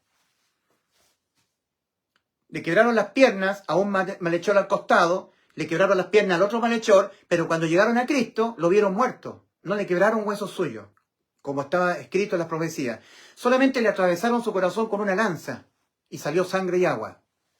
Lo descolgaron ese mismo día. Y el cuerpo de Cristo fue sepultado en la tumba de José Arimatea. Entonces, ¿por qué el Salmo 22 dice, clamo a ti de día y no respondes, y de noche no hay para mi reposo? No entiendo yo. Lo que yo veo es a Cristo crucificado unas horas nada más. No lo veo clamando a Él de día y de noche. Ah, pero es que eso ocurrió invisible al ojo. Salmo 22, versículo 1 y 2. Dios mío, ¿por qué me has desamparado? Ah, fue lo que Cristo exclamó en Mateo 27, versículo 46. Elí, Elí, lama sabactani. Lo exclamó en arameo para que los hebreos que estaban contemplando la cruz reconocieran que se estaba cumpliendo el Salmo 22. Y en el Salmo 22 dice, Dios mío, ¿por qué me has desamparado? ¿Por qué estás tan lejos de mi salvación y de las palabras de mi clamor? Dios mío, clamo a ti de día y no respondes, y de noche no hay para mi reposo. Estoy en muerte eterna de mi alma. Es que no lo puedo creer. O sea, que Cristo todavía está en muerte eterna. No. Cristo tenía que cumplir la promesa del Padre, o sea, el mandato del Padre, volver a tomar su vida. Dice, entrando al mundo, sacrificio y ofrenda por el pecado no quisiste, más me preparaste cuerpo. Jeremías 1:5. El alma de Cristo entró en un cuerpecito que estaba en el vientre de María. Ahí Cristo puso su vida. Hebreos 10:5. Hebreos capítulo 10, versículo 5. Entrando al mundo, dice, sacrificio y ofrenda por el pecado no quisiste, más me preparaste cuerpo. Entonces ahí puso su vida, Cristo, porque la vida está en el alma. A los 33 años en la cruz, el cuerpo de Cristo colapsó y su alma fue a pagar en este lugar lo que las almas humanas tienen que pagar por sus pecados. Pero Cristo tenía el mandamiento del Padre, volver a tomar su vida. Este mandamiento recibí de mi Padre, poner mi vida y volverla a tomar. Puso su vida Cristo, su alma, en un cuerpecito que estaba en el vientre de María. Ahí puso su vida. A los 33 años Cristo pagó por nuestros pecados con la muerte de su alma. El alma de Cristo entró en la eternidad en estado de desamparo eterno, cumpliendo el Salmo 22. Clamo a ti de día y no respondes, y de noche no hay para mí reposo. Sí, pero es que yo veo a Cristo crucificado unas horas nada más. Sí, es lo que tú ves con tus ojos. Pero lo que está escrito es lo que está escrito en el Salmo 22. 2 Corintios 4:13, pero teniendo el mismo espíritu de fe, conforme a lo que está escrito, creí. Lo que está escrito en el Salmo 22, no lo que ven mis ojos. El alma no se ve. El cuerpo de Cristo se ve crucificado en la cruz. Su sangre preciosa y bendita se ve corriendo por el madero, pero no se ve su alma. Y el decreto condenatorio dice el alma, no el cuerpo. El alma que pecare esa morirá. El alma de Cristo nos sustituyó nuestras almas en cuanto a la condena a la muerte del alma. Pero Cristo tiene la inmortalidad. Por eso dice en Hechos, capítulo 2, versículo 24, al cual Dios levantó suelto los dolores de la muerte, por cuanto era imposible que fuese retenido por ella, por la muerte del alma. Cristo puso su vida en Belén de Judá, natividad de Cristo. En la cruz de Calvario la volvió a tomar, su vida, entrando nuevamente su alma, estando en la condena por nuestros pecados, la muerte del alma, volvió a tomar su vida física, entrando su alma nuevamente en su cuerpo. Entonces estaba todo oscuro. María y Juan no vieron lo que ocurrió en la cruz. Ellos pensaban que Cristo estaba agonizando, que Cristo estaba así, agonizando. Pero cuando estaba todo oscuro, Cristo murió. Y el alma de Cristo, invisible a todo ojo humano, se desdobló. Lo mismo que ocurre en un pabellón quirúrgico. No hay signos vitales en el cuerpo de Cristo. Murió Cristo transitoriamente. Su alma fue a pagar por nuestros pecados en este lugar que a cual le fue revelado como el lago de fuego. Pero Cristo tiene el poder de poner su vida y volverla a tomar. Y lo hizo Cristo. Volvió a tomar su vida en obediencia al mandamiento del Padre. Cristo dijo en Juan capítulo 10, versículos 17 al 18, Cristo dijo, por esto me ama el Padre, porque yo tengo poder para poner mi vida y volverla a tomar. Nadie me la quita, yo de mí mismo la pongo, mi vida. Tengo poder para ponerla y tengo poder para volverla a tomar. Este mandamiento recibí de mi Padre. Y en Juan 19:28 leemos, sabiendo Jesús que ya todo estaba consumado, incluyendo el mandato del Padre. Había vuelto a tomar su vida y no había muerto definitivamente. Su sangre estaba en él. La vida de la carne de Cristo estaba en él y ya te había salvado el alma. Porque la salvación es por sustitución, vida por vida. Y lo que entró en muerte, Cristo no fue su cuerpo, no fue su sangre, fue su alma. La vida de la carne de Cristo estaba en él y ya te había salvado el alma. Porque la salvación es por sustitución de la muerte del alma. Clarito como el agua. Una vez que la persona es salva, ahora tiene que ser objeto de la sangre de Cristo, preciosa y bendita, que nos va limpiando nuestros pecados. Pero a las almas ya salvadas, no para salvar el alma, como dice un cierto gringo llamado Roberto Breaker, para ser salvo deposita fe en la sangre de Cristo. Mentira, ¿no? Para ser salvo deposita fe en el Evangelio, que nos indica qué tipo de muerte fue la que padeció Cristo. Cristo murió la misma muerte que tenían que padecer nuestras almas. Si Cristo en la cruz del Calvario no hubiese sido objeto de la misma muerte que tenían que padecer nuestras almas por pecar, nuestras almas no habrían sido salvadas. Y en Juan 19:28 tenemos una palabra clave escrita por Juan. Juan 19:28, sabiendo Jesús que ya todo estaba consumado. No había que consumar nada más. Estaba todo consumado. Dijo, para que la escritura se cumpliese, tengo sed. En el Salmo 22:14 leemos, mi lengua se pegó a mi paladar. Contar puedo todos mis huesos, entre tanto ellos me miran y me observan. Salmo 22:14, mi lengua se pegó a mi paladar.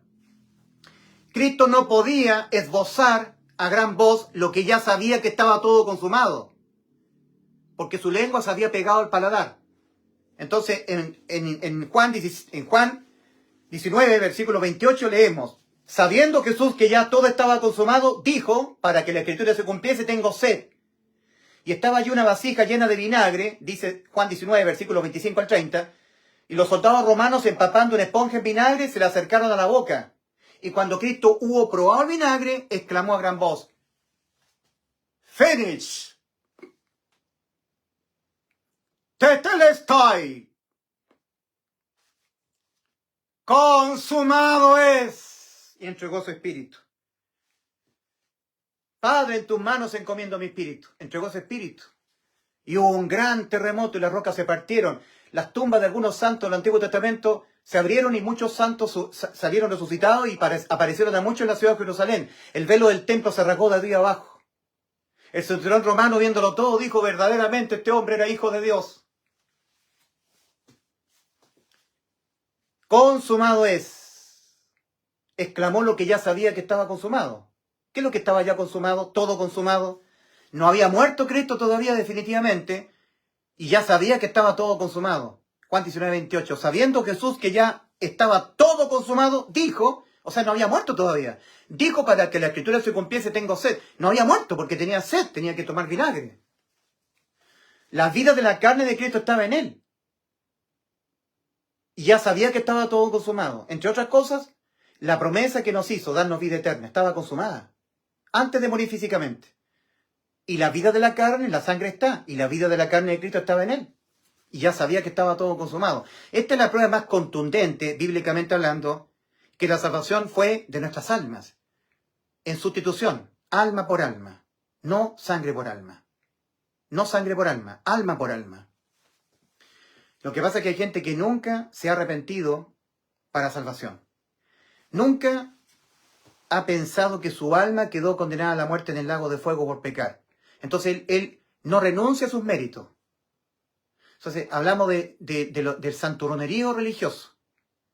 O sea, la persona está apostando a la santurronería para la salvación. Él no ha abortado sus méritos. Sigue dependiendo de sus méritos, en circunstancias que su alma quedó sentenciada a la muerte. Ya pecó una vez. ¿Cuántos pecados le costó a Adán ser expulsado del huerto? Uno.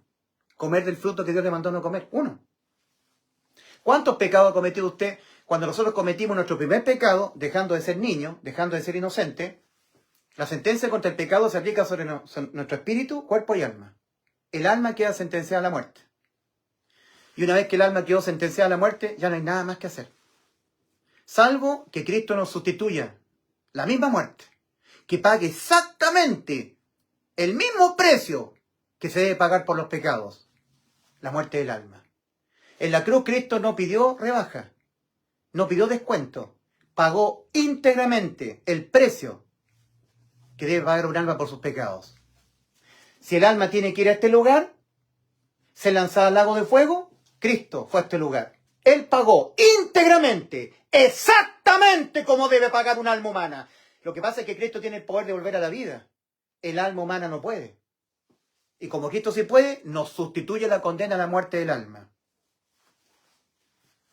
Dijo en Oseas 13, versículo 14, oh muerte, yo seré tu muerte. En la cruz Cristo mató la muerte contra el alma, la abolió. Entonces, 2 Timoteo 1, 10, de nuevo. Pero manifestada ahora la gracia mediante la aparición del Salvador de nosotros, Cristo Jesús, que abolió por una parte la muerte. Oh muerte, yo seré tu muerte. Lo cumplió en la cruz. ¿Abolió la muerte espiritual? No, morimos espiritualmente. Lo que pasa es que Dios a los creyentes lo hace nacer de nuevo. Pero no ha sido abolida la muerte espiritual, la muerte del espíritu. No. ¿Abolió qué cosa? ¿La muerte física? Todos morimos físicamente. Hay resurrección de los cuerpos que mueren para vida y hay resurrección de los cuerpos que mueren para condenación. Pero todos morimos. No ha sido abolida la muerte contra el cuerpo. No ha sido abolida la muerte contra el espíritu. ¿Qué tipo de muerte fue abolida? La muerte contra el alma.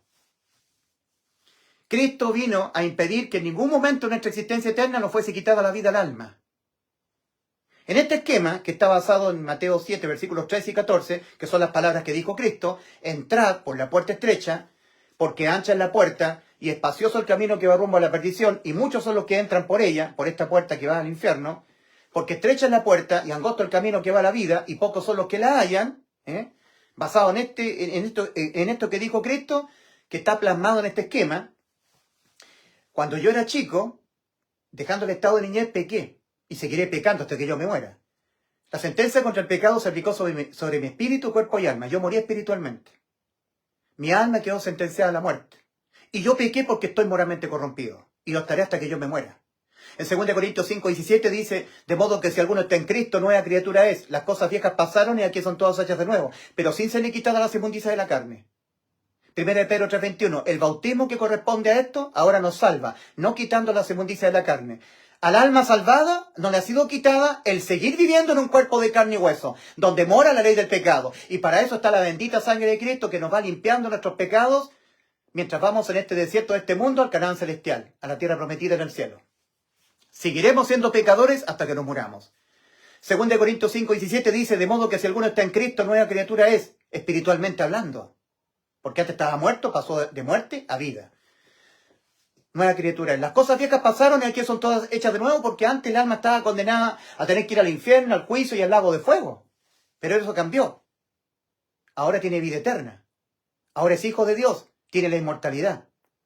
Pero sin serle quitada al alma salvada, él todavía está viviendo en un cuerpo de carne y hueso. En donde el apóstol Pablo, que es el modelo a seguir para la iglesia, 1 Timoteo 1:15, dice, sabemos que la ley es espiritual, mas yo soy carnal vendido al pecado. ¿Ha escuchado alguna vez algún pastor evangélico decir a sus feligreses, cuando está en el púlpito, miradme, yo soy un carnal vendido al pecado, el pecado mora en mí no mora el bien, en mí mora el mal? ¿Lo ha escuchado alguna vez? Yo nunca. A ningún santurrón evangélico le he escuchado decir eso porque no se han arrepentido, no han cambiado radicalmente su manera de autopercibirse, moralmente, espiritualmente y judicialmente. De estas tres condiciones en que todo ser humano se encuentra en el camino ancho, al entrar por la puerta estrecha al camino angosto, de estas tres condiciones cambian dos. Cambia la condición espiritual y cambia la condición judicial. Espiritual, cambia. La condición espiritual pasa de muerte a vida.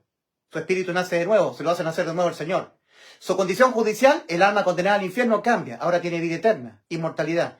Pero la condición moral no cambia. Sigue estando moralmente corrompido. Y eso es lo que no aceptan los evangélicos, que van marchando al infierno. Casi todos los evangélicos van marchando al infierno. Igual que los católicos.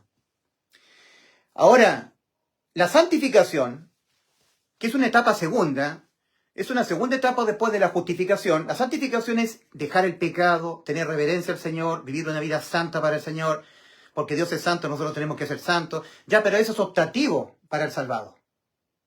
Porque Cristo nos dejó libre. Libre para servirle. Si tú le quieres servir, santifícate. Deja el pecado, deja el mundo. Si no, vas a ser un mundano. Pero Cristo ya te salvó el alma. Nunca dependió de ti. La salvación la hizo Cristo por ti. Tú la creíste, entraste.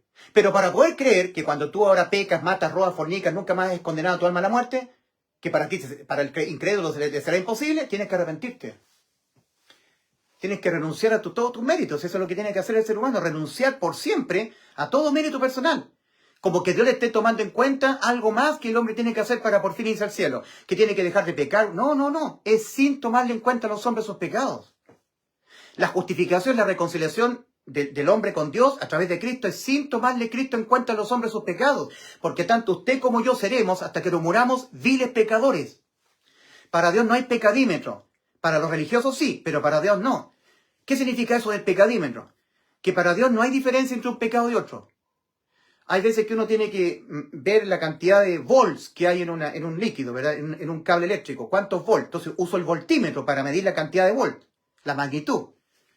Si yo tengo una batería eléctrica y tengo que ver la densidad, uso un densímetro para ver cuánta magnitud, si es grande o pequeña la densidad. Para los pecados no hay pecadímetro.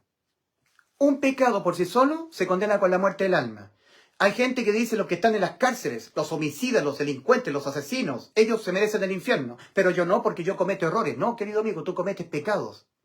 Es que ellos mataron. Lo que pasa es que yo solamente le mentí piadosamente a mi señora, una mentirera piadosa. Entonces para ellos hay pecadímetro. Ese pecadito que cometió es chiquitito. Pero los pecados que cometen los delincuentes, que son asesinatos, violaciones, son grandes. Sacan el pecadímetro para medir. No existe el pecadímetro, porque no hay diferencia entre un pecado y otro. Todos se condenan con la muerte del alma penalmente. Entonces la religión está llena de ideas que son totalmente erróneas.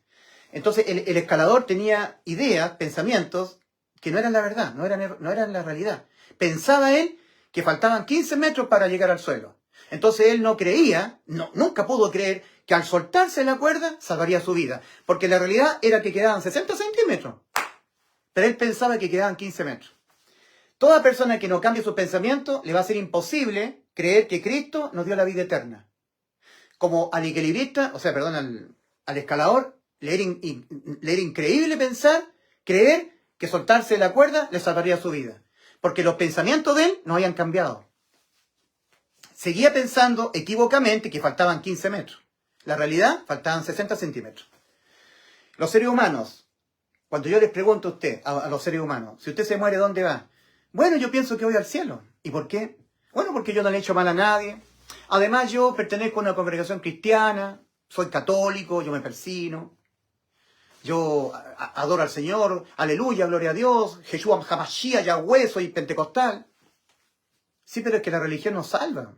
La religión son hojas de higuera que ocultan la condición en la que se encuentra el ser humano ante Dios. Adán, cuando cayó en condenación, comiendo el fruto que Dios le mandó no comer, lo primero que hizo fue acercarse a una higuera, cortar las hojas, coserlas y hacerse un delantal para cubrir la condición de desnudez en la que se encontraba ante Dios. Eso es la religión. Cubre artificialmente la condición en la que el ser humano se encuentra ante Dios. Son negacionistas a su realidad. Todos nosotros los seres humanos, tanto los del camino ancho, que van a la perdición, como los poquitos que hallamos la puerta estrecha y entramos por ella y vamos por el camino angosto que va rumbo a la vida, los dos seremos inmundos y perversos pecadores. Los que están aquí pueden llegar a ser más santos que los que están acá. Pero no hay diferencia, dice Romanos 3, versículos 22 al 23. Porque no hay diferencia por cuanto todos pecaron y están destituidos de la gloria del Señor. Romanos 3, versículos 22 al 23. Siendo justificados gratis, gratuitamente, por su gracia, don, dádiva, regalo, por su gracia mediante la redención que es en Cristo Jesús. Porque no hay diferencia entre usted y yo. No hay diferencia por cuanto usted pecó y yo también. Todos pecamos y estamos destituidos de la gloria de Dios, siendo reconciliados, justificados gratis. Eso es lo que no creen los evangélicos. Eso es lo que no creen los católicos. Siendo justificados gratuitamente por su don, por su gracia. La gracia viene del cielo. La fe tiene que ser de nosotros. Fe nuestra en la gracia del Señor. Porque por gracia habéis sido salvados, mediante la fe. La gracia viene de Dios. La fe tiene que ser nuestra. Fe nuestra en la gracia. Cristo es el autor y consumador de la fe. Hebreos capítulo 12, versículo 2. Pero esa fe de Cristo es deber de todo ser humano adquirirla oyendo a Cristo. La fe viene por el oír, y el oír por la palabra de Cristo, Romanos 10, 17. Así está escrito en el original. En las traducciones dice, la fe viene por el oír y el oír por la palabra de Dios, Romanos 10, 17. Pero el original dice la palabra de Cristo. Cristo es el autor y consumador de la fe. Pero esa fe de Cristo es deber de todo ser humano hacerla efectiva, adquirirla, oyendo a Cristo. En Gálatas capítulo 2, versículo 16 dice, sabiendo que el hombre no es justificado por las obras de la ley, sino por la fe de Jesucristo. Nosotros, dice el apóstol Pablo, nosotros también hemos creído en Jesucristo para ser justificados por la fe de Cristo y no por las obras de la ley, por cuanto por las obras de la ley nadie será justificado. Entonces, y si la vida eterna es una dádiva, como está escrito en la Biblia, porque la paga del pecado es muerte, mas la dádiva de Dios es vida eterna en Cristo Jesús, Señor nuestro, Romanos 6:23, y entonces si la vida eterna es una dádiva en Cristo Jesús, entonces la religión es demoníaca. Todas las religiones son demoníacas, porque las religiones dicen que la vida eterna es un intercambio entre lo que Dios me da, vida eterna, y mi dejar de pecar, mi vivir una vida en santidad, perseverar, porque si no, entonces no. Entonces es una transacción comercial. Cristo me da vida eterna a cambio de que yo guarde santidad. Cristo me da vida eterna a cambio de que yo persevere, cual pámpano en la vid. Yo permanezca, cual pámpano en la vid. Cristo me da vida eterna a cambio de que yo deje de ser tibio. Entonces es una transacción comercial. Cristo me da la vida eterna a cambio de que yo le dé a Él una vida en santidad, dejar de ser tibio. Eso es lo que predican las religiones, en forma imperceptible, en forma sensorial, en forma intrasensorial. O sea, no se percibe bien, pero eso es al final. Entonces, yo daba un ejemplo de que cuando yo era chico, el colegio tenía normas de conducta, el colegio donde yo iba, y dentro de esas normas, el colegio exigía que los alumnos entraran puntualmente a clase. A las 8 de la mañana se entraba a clase. El alumno que llegaba atrasado, ya en la siguiente clase no podía entrar a la sala de clase. Tenía que venir con un justificativo, donde el apoderado tenía que justificar al alumno, darle una nota al profesor explicándole el por qué el profesor tenía que dejar al alumno que llegó atrasado, dejarlo entrar a clase. Si no, no podía entrar a clase. Ahora, una vez que el alumno llegó atrasado a clase, el profesor lo dejaba entrar en esa ocasión, pero en las clases sucesivas no podía entrar a menos que el alumno le entregara al profesor un justificativo. Era una nota escrita por el apoderado, en donde el apoderado le explicaba al profesor el por qué el profesor tenía que dejar al alumno entrar a clase. Cuando nosotros pecamos una sola vez, ya no podemos entrar al cielo. No podemos. Porque faltamos a la moral del Señor. Ahora vamos al infierno. Ya no podemos entrar a clase, en el ejemplo que estoy dando. No podemos entrar al cielo. Entonces se trata de que nosotros seamos justificados. ¿Por qué tendría yo que entrar al cielo? Si yo pequé, mi alma está condenada al lago de fuego. En Romanos 4:25 dice que Cristo fue entregado por nuestras transgresiones y resucitado para nuestra justificación. O sea, Cristo justifica solamente a aquel que ha depositado fe en el hecho de que cuando Cristo murió por nuestros pecados nos dio la inmortalidad, la vida eterna. O sea, Cristo tiene que encontrar en fe a una persona para justificarla ante el Padre.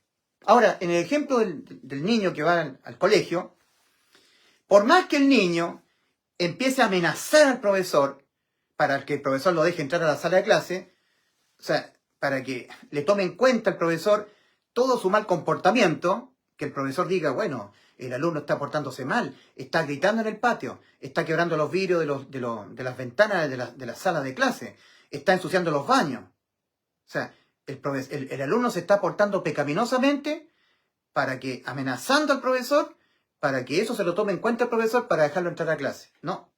El profesor lo único que le va a tomar en cuenta al alumno que faltó a clase, que llegó atrasado, lo único que le va a tomar en cuenta para dejarlo entrar a la sala de clase es un justificativo. Si no, no puede entrar. Ahora, supongamos que el alumno se pone a hacer obras buenas. Entonces el alumno empieza a barrer el patio y a mirar al profesor y decirle, mire profesor, estoy barriendo, tómamelo en cuenta para dejarme entrar a la sala de clase. Se empieza a limpiar con su propio detergente que trae de la casa, empieza a limpiar los vidrios de la sala de clase, de las ventanas, y va con el cloro traído de su propia casa el alumno y empieza a limpiar los baños, para que se lo tome en cuenta el profesor, para que lo deje entrar a la sala de clase. Profesor, mire, tómeme en cuenta lo que estoy haciendo, mis obras buenas. O que el profesor le tome en cuenta sus obras malas. De amenaza, digamos, para que se lo tome en cuenta sus obras malas, para que el profesor se rinda a la amenaza del alumno y lo deje entrar a la sala de clase. No. Lo único que el profesor le tome en cuenta al alumno para dejarlo entrar a la sala de clase es un justificativo. Entonces, al final el alumno trae un justificativo de parte de la apoderada, de la mamá. Entonces, el alumno toca la puerta de la sala de clase porque él no puede entrar. Profesor, entonces el profesor abre la puerta y le dice al alumno, ¿trajo el justificativo? ¿Sí o no? Porque si no, no puede entrar a clase. Sí, señor profesor, aquí está la nota de mi apoderada. Entonces, lee una nota, el profesor, escrita por la apoderada del alumno que llegó atrasado, que faltó a las normas del colegio porque llegó atrasado a clase, y la nota dice, señor profesor, le escribe la apoderada del alumno, mire, mi nombre es María, yo le quiero contar que la noche anterior pasamos muy mala noche porque estaban todos los niños enfermos, y Ulises no, pero Ulises tuvo que ser tomado por su papá y entrado al vehículo, fuimos a la posta, a la clínica, pasamos toda la noche en vela, y Ulises, pobrecito, él no pudo dormir en toda la noche. Llegamos como a las 6 de la mañana, 5:30, 6 de la mañana de vuelta a clase, y yo estaba muerta. Yo que soy la apoderada de Ulises, la apoderada, estaba muerta de sueño. También pude dormir unos minutos, me desperté tarde, tomé a Ulises, lo fui a dejar ahí como pude, a la entrada del colegio, y ya eran las 8:15 de la mañana. Ya venía atrasado Ulises, no fue culpa de él, fue culpa mía. Pero esto se debió a toda esta jornada de enfermedad que vivimos la noche anterior. Tenga bien dejar entrar a Ulises a la sala de clase. Este es un justificativo. Entonces el profesor lee el justificativo y dice, ok, Ulises, puedes entrar. Tu madre te justificó. O sea, tu madre escribió una nota explicando el por qué yo, que soy tu profesor, te tengo que dejar entrar a clase. Cristo, ¿ya?, tiene que decirle al Padre Celestial el por qué yo tengo que entrar al cielo. El Padre Celestial dice, pero si Ulises faltó, pecó, está condenado al infierno. Pero Cristo le dice al Padre, ¿sabes, Padre? Ulises Astudillo creyó de todo corazón, con fe, que cuando yo morí por sus pecados, le di la vida eterna. Creyó en mí. Déjelo entrar. El Padre dice, ok, que entre Ulises. Cristo me justifica ante el Padre. Lo que me toma en cuenta Cristo para justificarme no son mis pecados, no son mis obras de justicia, me toma en cuenta mi fe en Él, en su sacrificio. En que el resultado de que Cristo haya muerto por nuestros pecados ha sido para mí la inmortalidad. Al respecto de esto, en Efesios capítulo 2, versículo 6, leemos que cuando Cristo murió por nuestros pecados, exclamó, ¿ya?, consumado es, y entregó su espíritu. Su cuerpo fue descolgado de la cruz, puesto en la tumba de José de Arimatea, y al día tercero ha sido resucitado el cuerpo de Cristo. ¿Ya? Que Cristo murió por los pecados de nosotros conforme a las Escrituras y que fue sepultado y que ha sido resucitado al día tercero conforme a las Escrituras. Y que fue visto por Cefas, por Pedro, etcétera, etcétera. Fue visto ya resucitado. Ahora, en Efesios capítulo 2, versículo 6, leemos, y juntamente con él nos resucitó y nos hizo sentar en los lugares celestiales con Cristo. ¿Pero cómo? Juntamente con Él nos resucitó y nos hizo sentar en los lugares celestiales con Cristo. Nos hizo sentar. Nos dice y nos sentará. No lo está hablando como algo ya consumado. Y juntamente con Él nos resucitó y nos hizo sentar en los lugares celestiales con Cristo. ¿Qué es lo que es la fe? Base segura de lo que se espera. Prueba convincente de realidades que no se ven. Entonces, Cristo tiene que hallar completamente convencido a una persona, o convencida a una persona, de que para esa persona ahora es una realidad que Él ya está en los cielos. ¿Y cuál es la prueba convincente para Él, de que para Él ya es una realidad que Él ya está en los cielos? El hecho de que Cristo haya muerto por nuestros pecados. No hay ningún pecado que a mí me condene mi alma a la muerte. La muerte contra mi alma quedó abolida en la cruz. Me ha dado la inmortalidad mediante el Evangelio. Colosenses capítulo 3, versículo 1 al 3. Si pues habéis resucitado con Cristo, lo cual para un creyente con fe del Evangelio es una realidad, entonces poned la mira en las cosas de arriba, y no en las de la tierra, porque moristeis. Y vuestra ciudadanía está escondida con Cristo en Dios. ¿Cuándo morí yo? Pero si yo estoy con vida. Yo estoy con vida ahora. Estoy con vida, tengo vida, yo estoy vivo. ¿Cuándo morí? Cuando Cristo murió en la cruz de Calvario por mis pecados, yo morí con Él. Cuando Cristo ha resucitado, al día tercero, yo resucité con Él. Cuando Cristo ascendió a los cielos, está en los cielos Cristo, yo estoy en los cielos con Él. Para mí es cosa de tiempo. Es cosa de tiempo nada más. Yo estoy en los cielos.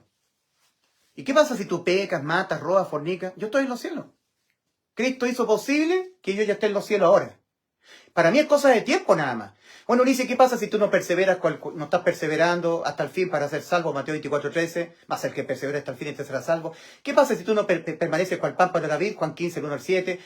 Eres cortado echado al fuego. ¿Qué pasa si tú no dejas la tibieza porque por cuanto eres tibio y no eres frío ni caliente te vomitaré en mi boca? Apocalipsis 3:16. ¿Qué pasa si tú no cuidas la salvación porque supuestamente se puede perder? Hebreos 2, versículos 2 y 3. ¿Cómo escaparemos nosotros si descuidamos la salvación? ¿Qué pasa con eso, Ulises? Nada, yo estoy en los cielos. Ya Cristo me dio la vida eterna. Me la dio cuando Él murió por mis pecados en la cruz. Eso es fe. Certeza de lo que se espera. Convicción de lo que no se ve. Base segura de lo que se espera. Prueba convincente de realidades que no se ven. Para una persona de fe es una realidad que Él ya está en los cielos. La prueba convincente, el Evangelio. Que Cristo murió por los pecados de nosotros. Prueba convincente, juntamente con Él nos resucitó y nos hizo sentar en los lugares celestiales con Cristo. Prueba convincente, si pues habéis resucitado con Cristo, lo cual es una realidad para los salvados, entonces poned la mira en las cosas de arriba, y no en las de la tierra, porque moristeis, y vuestra ciudadanía está escondida con Cristo en Dios. Cuando Cristo murió en la cruz de Calvario por mis pecados, yo morí con Él. Cuando Cristo resucitó, al día tercero, yo resucité con Él. Cuando Cristo ascendió a los cielos, yo subí con Cristo a los cielos, con Él, ascendí a los cielos, y yo estoy sentado en los lugares celestiales. Pero ¿cómo dices si tú estás aquí en la tierra? ¿Qué es lo que es la fe? Base segura de lo que se espera, prueba convincente de realidades que no se ven. Para mí es una realidad que yo ya estoy en los cielos. No la veo ahora, pero para mí es una realidad.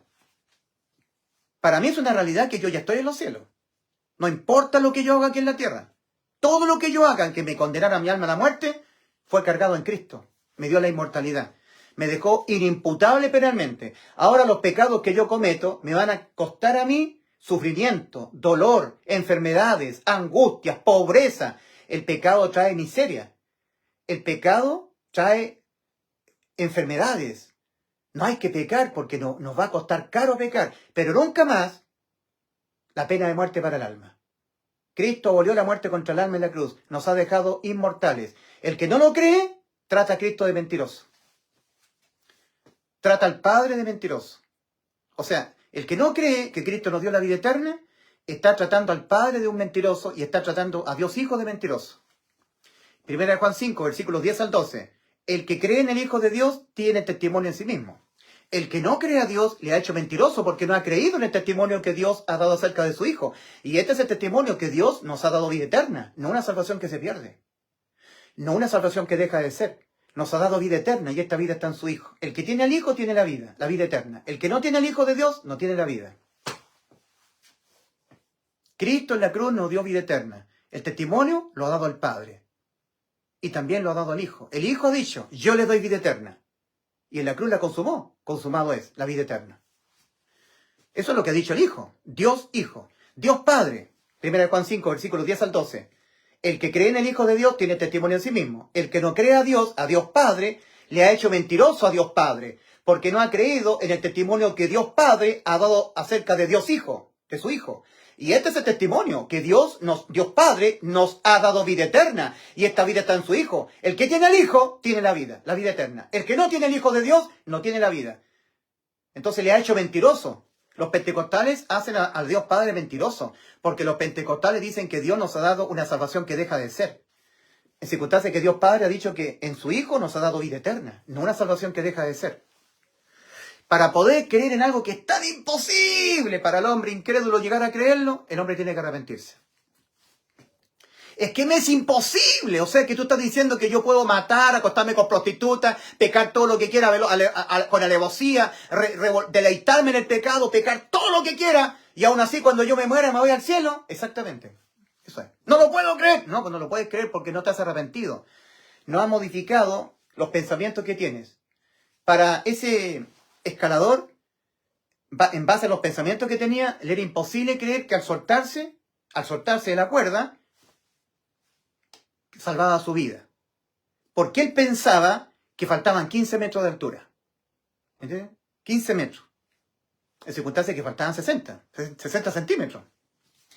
Si el ser humano piensa que no está condenado a la muerte de su alma, él piensa que no está muerto espiritualmente, entonces va a pensar que la salvación va a ser por mérito, que Dios le va a estar tomando en cuenta sus méritos, sus obras de justicia. Para Dios, nuestras justicias son trapos de inmundicia. Isaías 64:6. Si bien todos nosotros somos como suciedad y toda nuestra justicia como trapos de inmundicia. Entonces, el religioso le está ofreciendo, para poder irse al cielo, obras de justicia, a cambio de la vida eterna. Que para Dios, las obras de justicia nuestras son trapos de inmundicia. Trapos llenos de caca, de estiércol, de fecas. Trapos de inmundicia llenos de orina, de vómito de borracho en los baños públicos, de sangre de menstruación, llenos de orina, de fecas hediondas. Esas son nuestras justicias. Entonces todos los pentecostales, los adventistas, los bautistas, los presbiterianos calvinistas están ofreciéndole al Señor, para poder irse al cielo, obras de justicia, que para Dios son puros trapos de inmundicia. En circunstancias que cuando uno se arrepiente y cree con fe en el Evangelio, Dios, Cristo Jesús, lo justifica ante el Padre. Lo deja entrar por la puerta estrecha. Le hace nacer su espíritu de nuevo y Cristo mismo viene a morar dentro de él. Lo sella para la redención. Y ahora el salvado tiene que hacer obras de justicia para ser bendecido en el tribunal de Cristo, no para ser salvo. Ya fue salvo ya. Y él lo creyó. La disciplina, que la encontramos nosotros en Hebreos 12, versículos 5 al 8, o en 1 Corintios 11, versículos 30, 31 y 32, o en 1 Juan 5, 16, esa disciplina es porque muchos de los poquitos salvados no quieren vivir una vida santa para Dios, no quieren entrar en santificación, siguen siendo pecadores mundanos. Entonces Dios los disciplina para que ellos entren en santificación. Pero nunca más les condena su alma a la muerte. En 1 Corintios 11, versículos 30, 31, 32, estaban tomando la cena indignamente. ¿Qué significa tomar la cena del Señor indignamente? Vivir una vida pecando. Y cuando llegan a la iglesia son santurrones, un doble estándar. Entonces Cristo empezó a que las personas se enfermaran, o sea, perdieron la salud, perdieron muchas cosas, porque el pecado trae pérdidas, pérdida de la salud, pérdida incluso de dinero, pérdida económica, el pecado trae pérdidas, pérdida de la salud, pérdida de la económica, pérdida de la comunión con Dios, pérdida del gozo, pérdida incluso de la muerte, de la vida física. La gente muere por pecar, pero nunca más la muerte del alma. Nunca más la muerte del alma. Podrá morir físicamente, pero nunca más la muerte del alma. En ese sentido, cuando yo cuando era chico, dejando el estado de niñez, pequé la primera vez de mi larga lista de pecados que todos nosotros vamos a cometer hasta que no muramos, morí espiritualmente. Morí, estaba muerto espiritualmente, con mi cuerpo físico vivo y mi alma viva, pero sentenciada a la muerte. Cuando me arrepentí, cambié los pensamientos que yo tenía respecto de mí y creí con fe en el Evangelio, Dios me hizo nacer mi espíritu de nuevo. Seguí vivo físicamente, como lo sigo estando ahora. Vivo físicamente, estaba muerto espiritualmente, me fue quitada la vida de espíritu, pero Dios me hizo nacer mi espíritu de nuevo. Un día moriré yo físicamente, si es que Cristo no viene pronto a arrebatar la iglesia, ¿verdad? Y yo estoy esperando no la muerte física, sino la redención. Estoy esperando que prontamente Cristo venga desde los cielos a arrebatar la iglesia y yo creo que no experimentaré la muerte física. Bueno, pero si se tarda Cristo en venir, experimentaré la muerte física. Pero cuando yo muera físicamente, Cristo me resucitará mi cuerpo a un cuerpo incorruptible en gloria, ¿verdad? El cuerpo de la humillación nuestra será transformado en un cuerpo incorruptible. Como dice Filipenses 3:20, Cristo, el cual transformará el cuerpo de la humillación nuestra, haciéndolo semejante al cuerpo de la gloria suya, ¿ya? Pero nunca le será quitada la vida a mi alma. Todos los que entramos por la puerta estrecha, ¿nos fue quitada la vida del espíritu? Sí. Lo que pasa es que Dios nos hizo nacer nuestro espíritu de nuevo. ¿Nos será quitada la vida física? Sí. Pero lo que pasa es que Dios nos resucita para darnos un cuerpo celestial. Pero nunca le será quitada la vida a mi alma. ¿Que morirá mi espíritu? Mi espíritu murió. Dios me lo hizo nacer de nuevo. O sea, no fue abolida la muerte contra el espíritu. ¿Moriré físicamente? Sí. Lo que pasa es que Dios me va a resucitar mi cuerpo para un cuerpo espiritual. No fue abolida la muerte contra el cuerpo. Pero mi alma nunca morirá. Nunca. Cristo vino a impedir que en ningún momento de mi existencia eterna le fuese quitada la vida a mi alma. Cristo le ha dado vida eterna a mi alma, inmortalidad, en la cruz del Calvario. ¿Morí espiritualmente? Sí. Lo que pasa es que Dios me hizo nacer de nuevo. ¿Moriré físicamente? Bueno, tal vez. Sé que Cristo no viene pronto a arrebatar la iglesia. Pero si no es así, moriré. Pero nunca le será quitada la vida a mi alma. Los que están en el camino ancho y no han entrado por la puerta estrecha, morirán espiritualmente como todos. Seguirán muertos espiritualmente porque no entran por la puerta estrecha.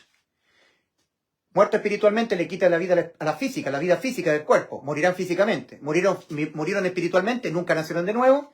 Murieron físicamente y sus almas vivas van solas al infierno a esperar el tormento. Vivas, las almas vivas, a esperar el tormento del juicio. Y aquí morirán las almas. Morirán.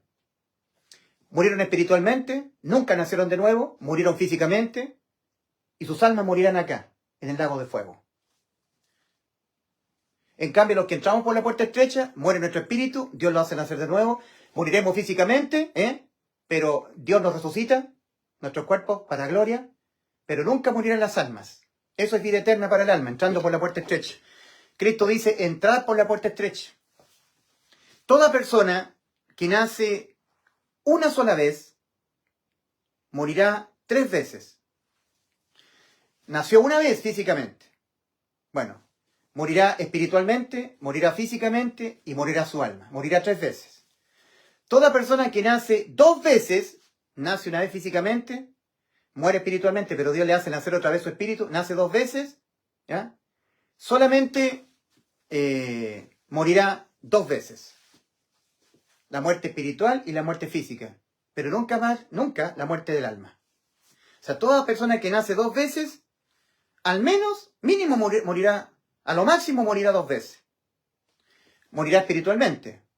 Tal vez la muerte física no la padezca. Entonces puede morir una, la muerte solamente espiritual, o la muerte física, si es que Cristo retarda su venida por la iglesia.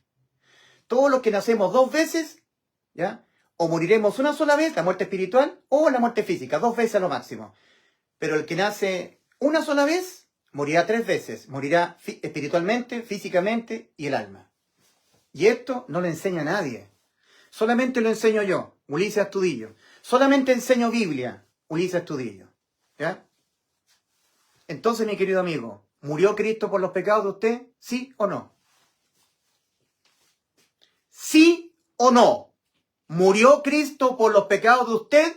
Respóndame, ¿sí o no? El Evangelio dice que sí. Bueno, ¿y qué significa entonces? ¿En qué viene a resultar el hecho de que Cristo haya muerto por nuestros pecados? Que Cristo nos dio la vida eterna, la inmortalidad. ¿Ha oído el Evangelio?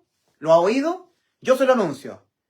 Cristo murió por los pecados de nosotros conforme a las Escrituras, y que fue sepultado, y que ha sido resucitado al día tercero conforme a las Escrituras. Y así nos salvó el alma.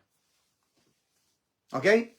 Entonces, en el libro del profeta Ezequiel, in the book of the prophet Ezekiel, in chapter 18, verse 4, en el capítulo 18, versículo 4, God has said, Dios ha dicho, the soul that sinneth, it shall die. El alma que pecare, esa morirá. Tremendo. Espantoso.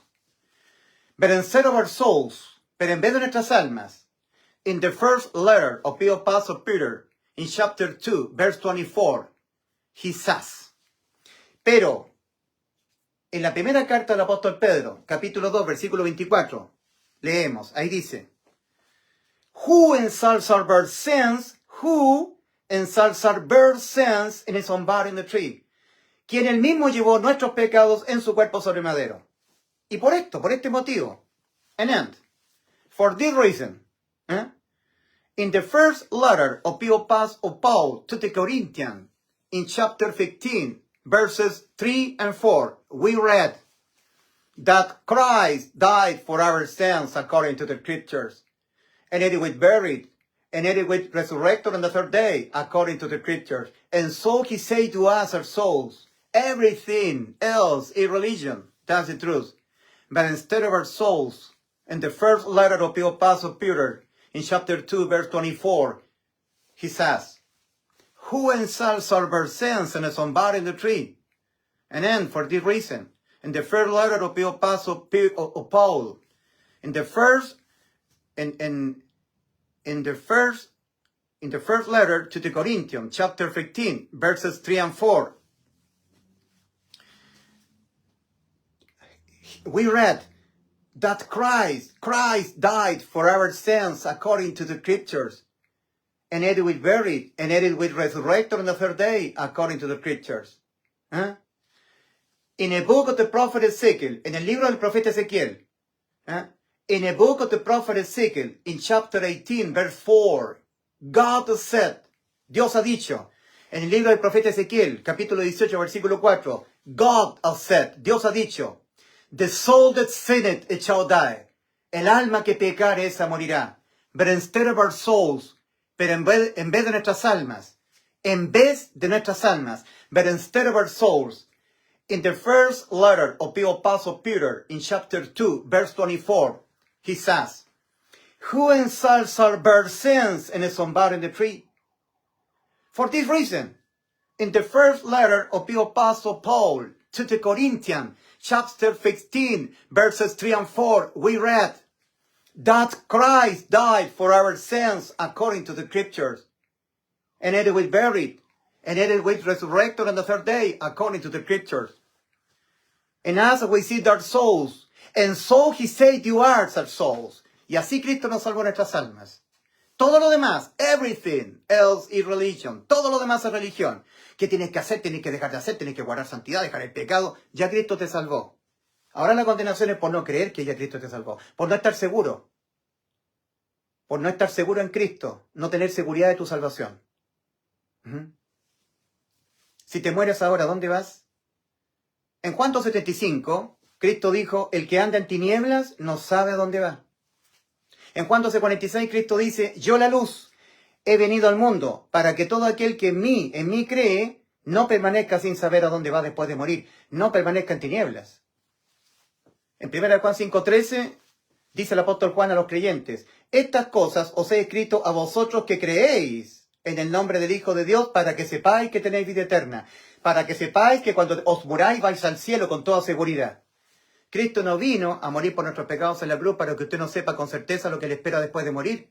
El que usted no tenga certeza de lo que usted le espera después de morir se debe a que usted nunca se ha arrepentido, nunca ha reconocido que su alma quedó condenada a la muerte, nunca le ha prestado la debida importancia que todo ser humano debiera prestarle a este decreto condenatorio, y no ha creído que Cristo tuvo que morir por los pecados de usted para que ese decreto condenatorio no se aplicara sobre usted, se aplicara sobre Cristo, por los pecados suyos que Cristo se los dejó imputar a él en la cruz del Calvario. Cristo vino a morir por nuestros pecados para que nosotros sepamos que tenemos vida eterna. 1 Juan 5:13. Estas cosas os he escrito a vosotros que creéis en el nombre del Hijo de Dios para que sepáis que tenéis vida eterna, para darnos seguridad. El que usted no tenga certeza de lo que usted le espera después de morir se debe a que usted no ha creído que Cristo murió por sus pecados. Entonces, lamentablemente, usted morirá en sus pecados. ¿Usted cree que Cristo murió por sus pecados? Gratis va al cielo. Gratis, regalo, dádiva, la vida eterna. La paga del pecado es muerte, Romanos 6:23, más la dádiva de Dios es vida eterna en Cristo Jesús, Señor nuestro. Y si no lo cree, si lo pone en duda, como ese matrimonio que quería comprar un televisor, pero le creía al vendedor, pero no convencida la esposa, entonces no compraron, no hubo compra. No le compraron la salvación a Cristo, por la fe. La pusieron en duda. Entonces ellos estuvieron procurando entrar por sus méritos. En Lucas 13:24 Cristo dice, no, esforzados a entrar por la puerta angosta. Porque de cierto digo que muchos procurarán entrar y no podrán. Procurar entrar por mérito. En Romanos 4, versículos 4 y 5 dice, al que obra no se le cuenta el salario como gracia, sino como deuda. Mas al que no obra, sino cree en aquel que justifica al impío, su fe le es contada por justicia. Al que obra no se le cuenta el salario como gracia, sino como deuda. Y todos los religiosos evangélicos están en las obras. En obras. Yo estoy guardando santidad, dejando el pecado, porque si peco pierdo la salvación. He creído en Cristo, pero si yo soy tibio me voy al infierno. Están dependiendo todavía de algo más que yo tenga que cumplir, para por fin, según ellos, ser salvo. Están en obras. Al que obra, recuerde, Romanos capítulo 4, versículos 4 y 5. Al que obra, no se le cuenta el salario como gracia, sino como deuda. Mas al que no obra, sino cree en aquel que justifica al impío, su fe le es contada por justicia. ¿Cuántas obras hizo Abraham para ser justificado? Ninguna, cero. Oyó y creyó y le fue contado por justicia. Génesis 15:6. Después Abraham tuvo que ser justificado por las obras para ser bendecido, no para ser salvo. La fe sin obras del que ya ha sido salvo es estéril en sí misma. La fe sin obras del que ya ha sido salvo. Santiago capítulo 2. No fue justificado por las obras nuestro padre Abraham cuando cuando sacrificaba a su hijo Isaac sobre el altar. Cuando Abraham sacrificaba a su hijo Isaac sobre el altar, Abraham ya era salvo. Fue salvo en Génesis 15:6, por la fe, no por las obras. Ahora tenía que ser justificado por las obras para ser bendecido, no para ser salvo. ¿Que acaso no fue justificada Rahab la ramera cuando recibió a los espías enviados por Josué y los hizo escapar por otro lugar? Cuando Rahab la ramera, que era una ramera, una prostituta, recibió a los espías enviados por Josué y los hizo escapar por otro lugar, Rahab la ramera ya era salva. Había sido justificada por la fe, oyendo lo que Dios hacía con el pueblo de Israel, castigando a los egipcios. Entonces Rahab dijo, el Dios de Israel es mi Dios. Por la fe, por la fe. Y Rahab era prostituta y ya era salva. En Mateo 21:31, Cristo, hablándole a la gente religiosa de aquel tiempo, a los ancianos del pueblo, a los fariseos, les dijo, de cierto os digo que los publicanos y las rameras van delante de vosotros al reino de Dios. Hipócritas religiosos evangélicos. En ese tiempo, fariseos hipócritas. Cristo nos dice, de cierto digo que los que cambiaron su estilo de vida, los que dejaron de ser publicanos, los ex publicanos y las ex rameras van delante de vosotros al reino de Dios. No, no dice eso Cristo. Ponga atención a lo que Cristo está diciendo en Mateo 21:31. Fariseos hipócritas, religiosos pentecostales, bautistas hipócritas, religiosos hipócritas, evangélicos hipócritas, católicos hipócritas de la religión. De cierto os digo que los publicanos, no los ex publicanos, los publicanos, las prostitutas van delante de vosotros al reino de Dios.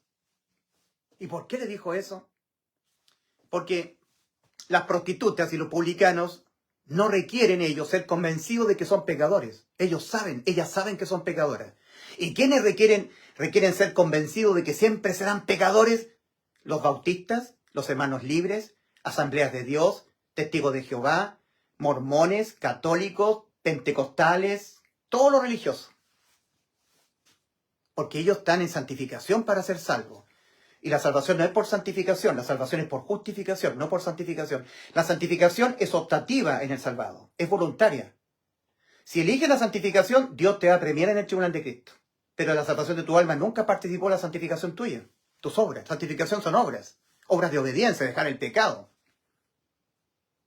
Entonces, si la vida eterna es una dádiva en Cristo Jesús, como está escrito en Romanos 6:23, porque la paga del pecado es muerte, mas la dádiva de Dios es vida eterna en Cristo Jesús, Señor nuestro, entonces todas las religiones son diabólicas. Porque toda religión dice que hay que obtener la vida eterna haciendo méritos. En Lucas 13:24, Cristo le está hablando a la gente, a las prostitutas, a los publicanos, a la gente del vulgo, del pueblo de Israel. Esforzaos a entrar por la puerta estrecha. Aquí están los fariseos. Ellos te lo van a impedir. Esfuérzate a entrar, porque ellos te lo van a impedir. Te van a decir que la salvación es por lo que hizo Cristo en la cruz, más que tú seas bueno, dejes el pecado. Eso te va a impedir la fe. Te van a impedir la fe. Fe es certeza, seguridad absoluta. Y estando dependiendo de ti, jamás tendrás seguridad, porque estarás confiando en ti. Yo estoy dejando de ser tibio. ¿Será suficiente? Estoy dejando de pecar. ¿Será suficiente? ¿Será suficiente para Dios lo que yo estoy dejando de pecar? Estás confiando en ti, jamás podrás tener seguridad. Romanos 4, versículos 4 al 5. Al que obra, no se le cuenta el salario como gracia, sino como deuda. Mas al que no obra, ¿ya? Si no cree en aquel que justifica al injusto, al impío, su fe, la de él, le es contada por justicia. Entonces las personas en la religión evangélica y católica están diciendo que la salvación es por lo que Cristo es en la cruz, más que yo deje de ser tibio. Apocalipsis, aludiendo a Apocalipsis 3:16. Entonces el Señor dice, tienes que dejar más de ser tibio. No te alcanza, te falta. Te lo estoy tomando como deuda. Me debes dejar de ser más tibio, dejar de ser tibio, me debes dejarlo más. No te alcanza. Señor, estoy dejando la tibieza, estoy siendo fervoroso. Me debes ser más fervoroso. No te alcanza. Te lo estoy tomando como deuda. Me debes ser más fervoroso. Tienes que dejar más todavía la tibieza. Te falta dejar más la tibieza. Te lo estoy tomando como deuda, no como gracia, porque te querés justificar por tus obras. Señor, estoy dejando de ser tibio, estoy siendo fervoroso. Tienes que ser más fervoroso, te falta más. Te lo estoy tomando como deuda, no como gracia. Señor, dice en la Escritura, más el que persevera hasta el fin, este será salvo. Mateo 24:13. Entonces yo estoy perseverando hasta el fin. Entonces Cristo dice, tienes que perseverar más todavía. Te lo estoy tomando como deuda.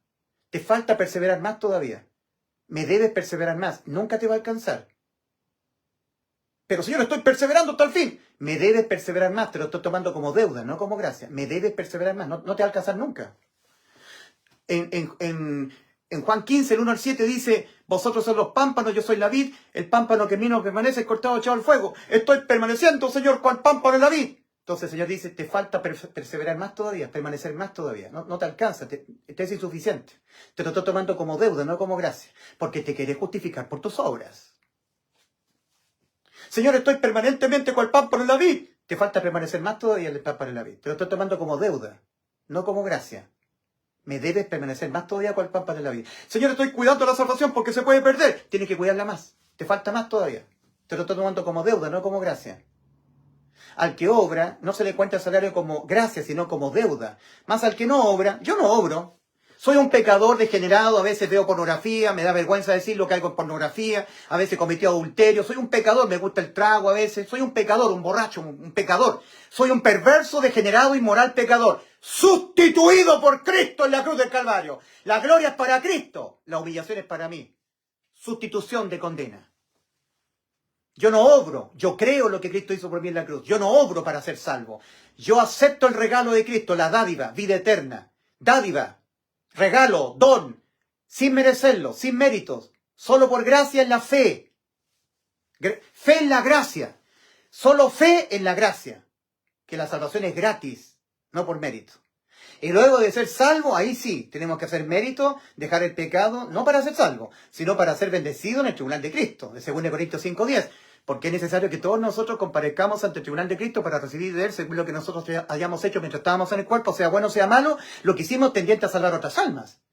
Porque de los pecados nuestros nunca habrá memoria en el tribunal de Cristo. Y nunca más me acordaré de vuestros pecados y transgresiones, porque donde hay remisión de estos, no hay más ofrendas por el pecado. Hebreos 10, versículos 17 al 18. Lo que sí va a ser traído a memoria en el tribunal de Cristo fueron todas las acciones que hicimos los salvados tendientes a ganar otras almas. Si lo hicimos de mala calidad, pérdida de corona, pérdida de galardones. Si lo hicimos de buena calidad, sea bueno, galardones, corona, recibiremos premios en el tribunal de Cristo. Los salvados.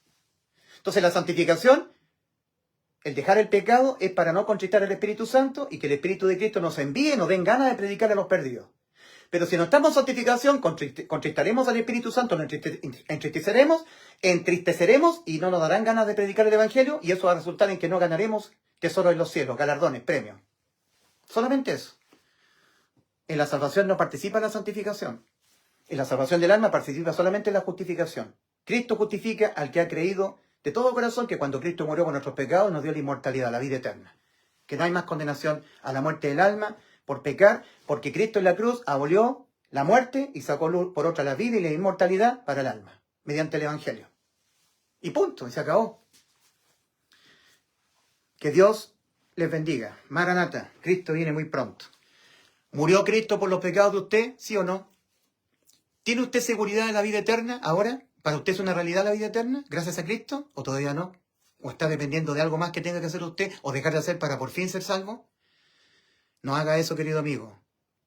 Crea que Cristo, cuando murió por sus pecados, le dio la vida eterna. Crea en Cristo como el Salvador de su alma. Dios les bendiga.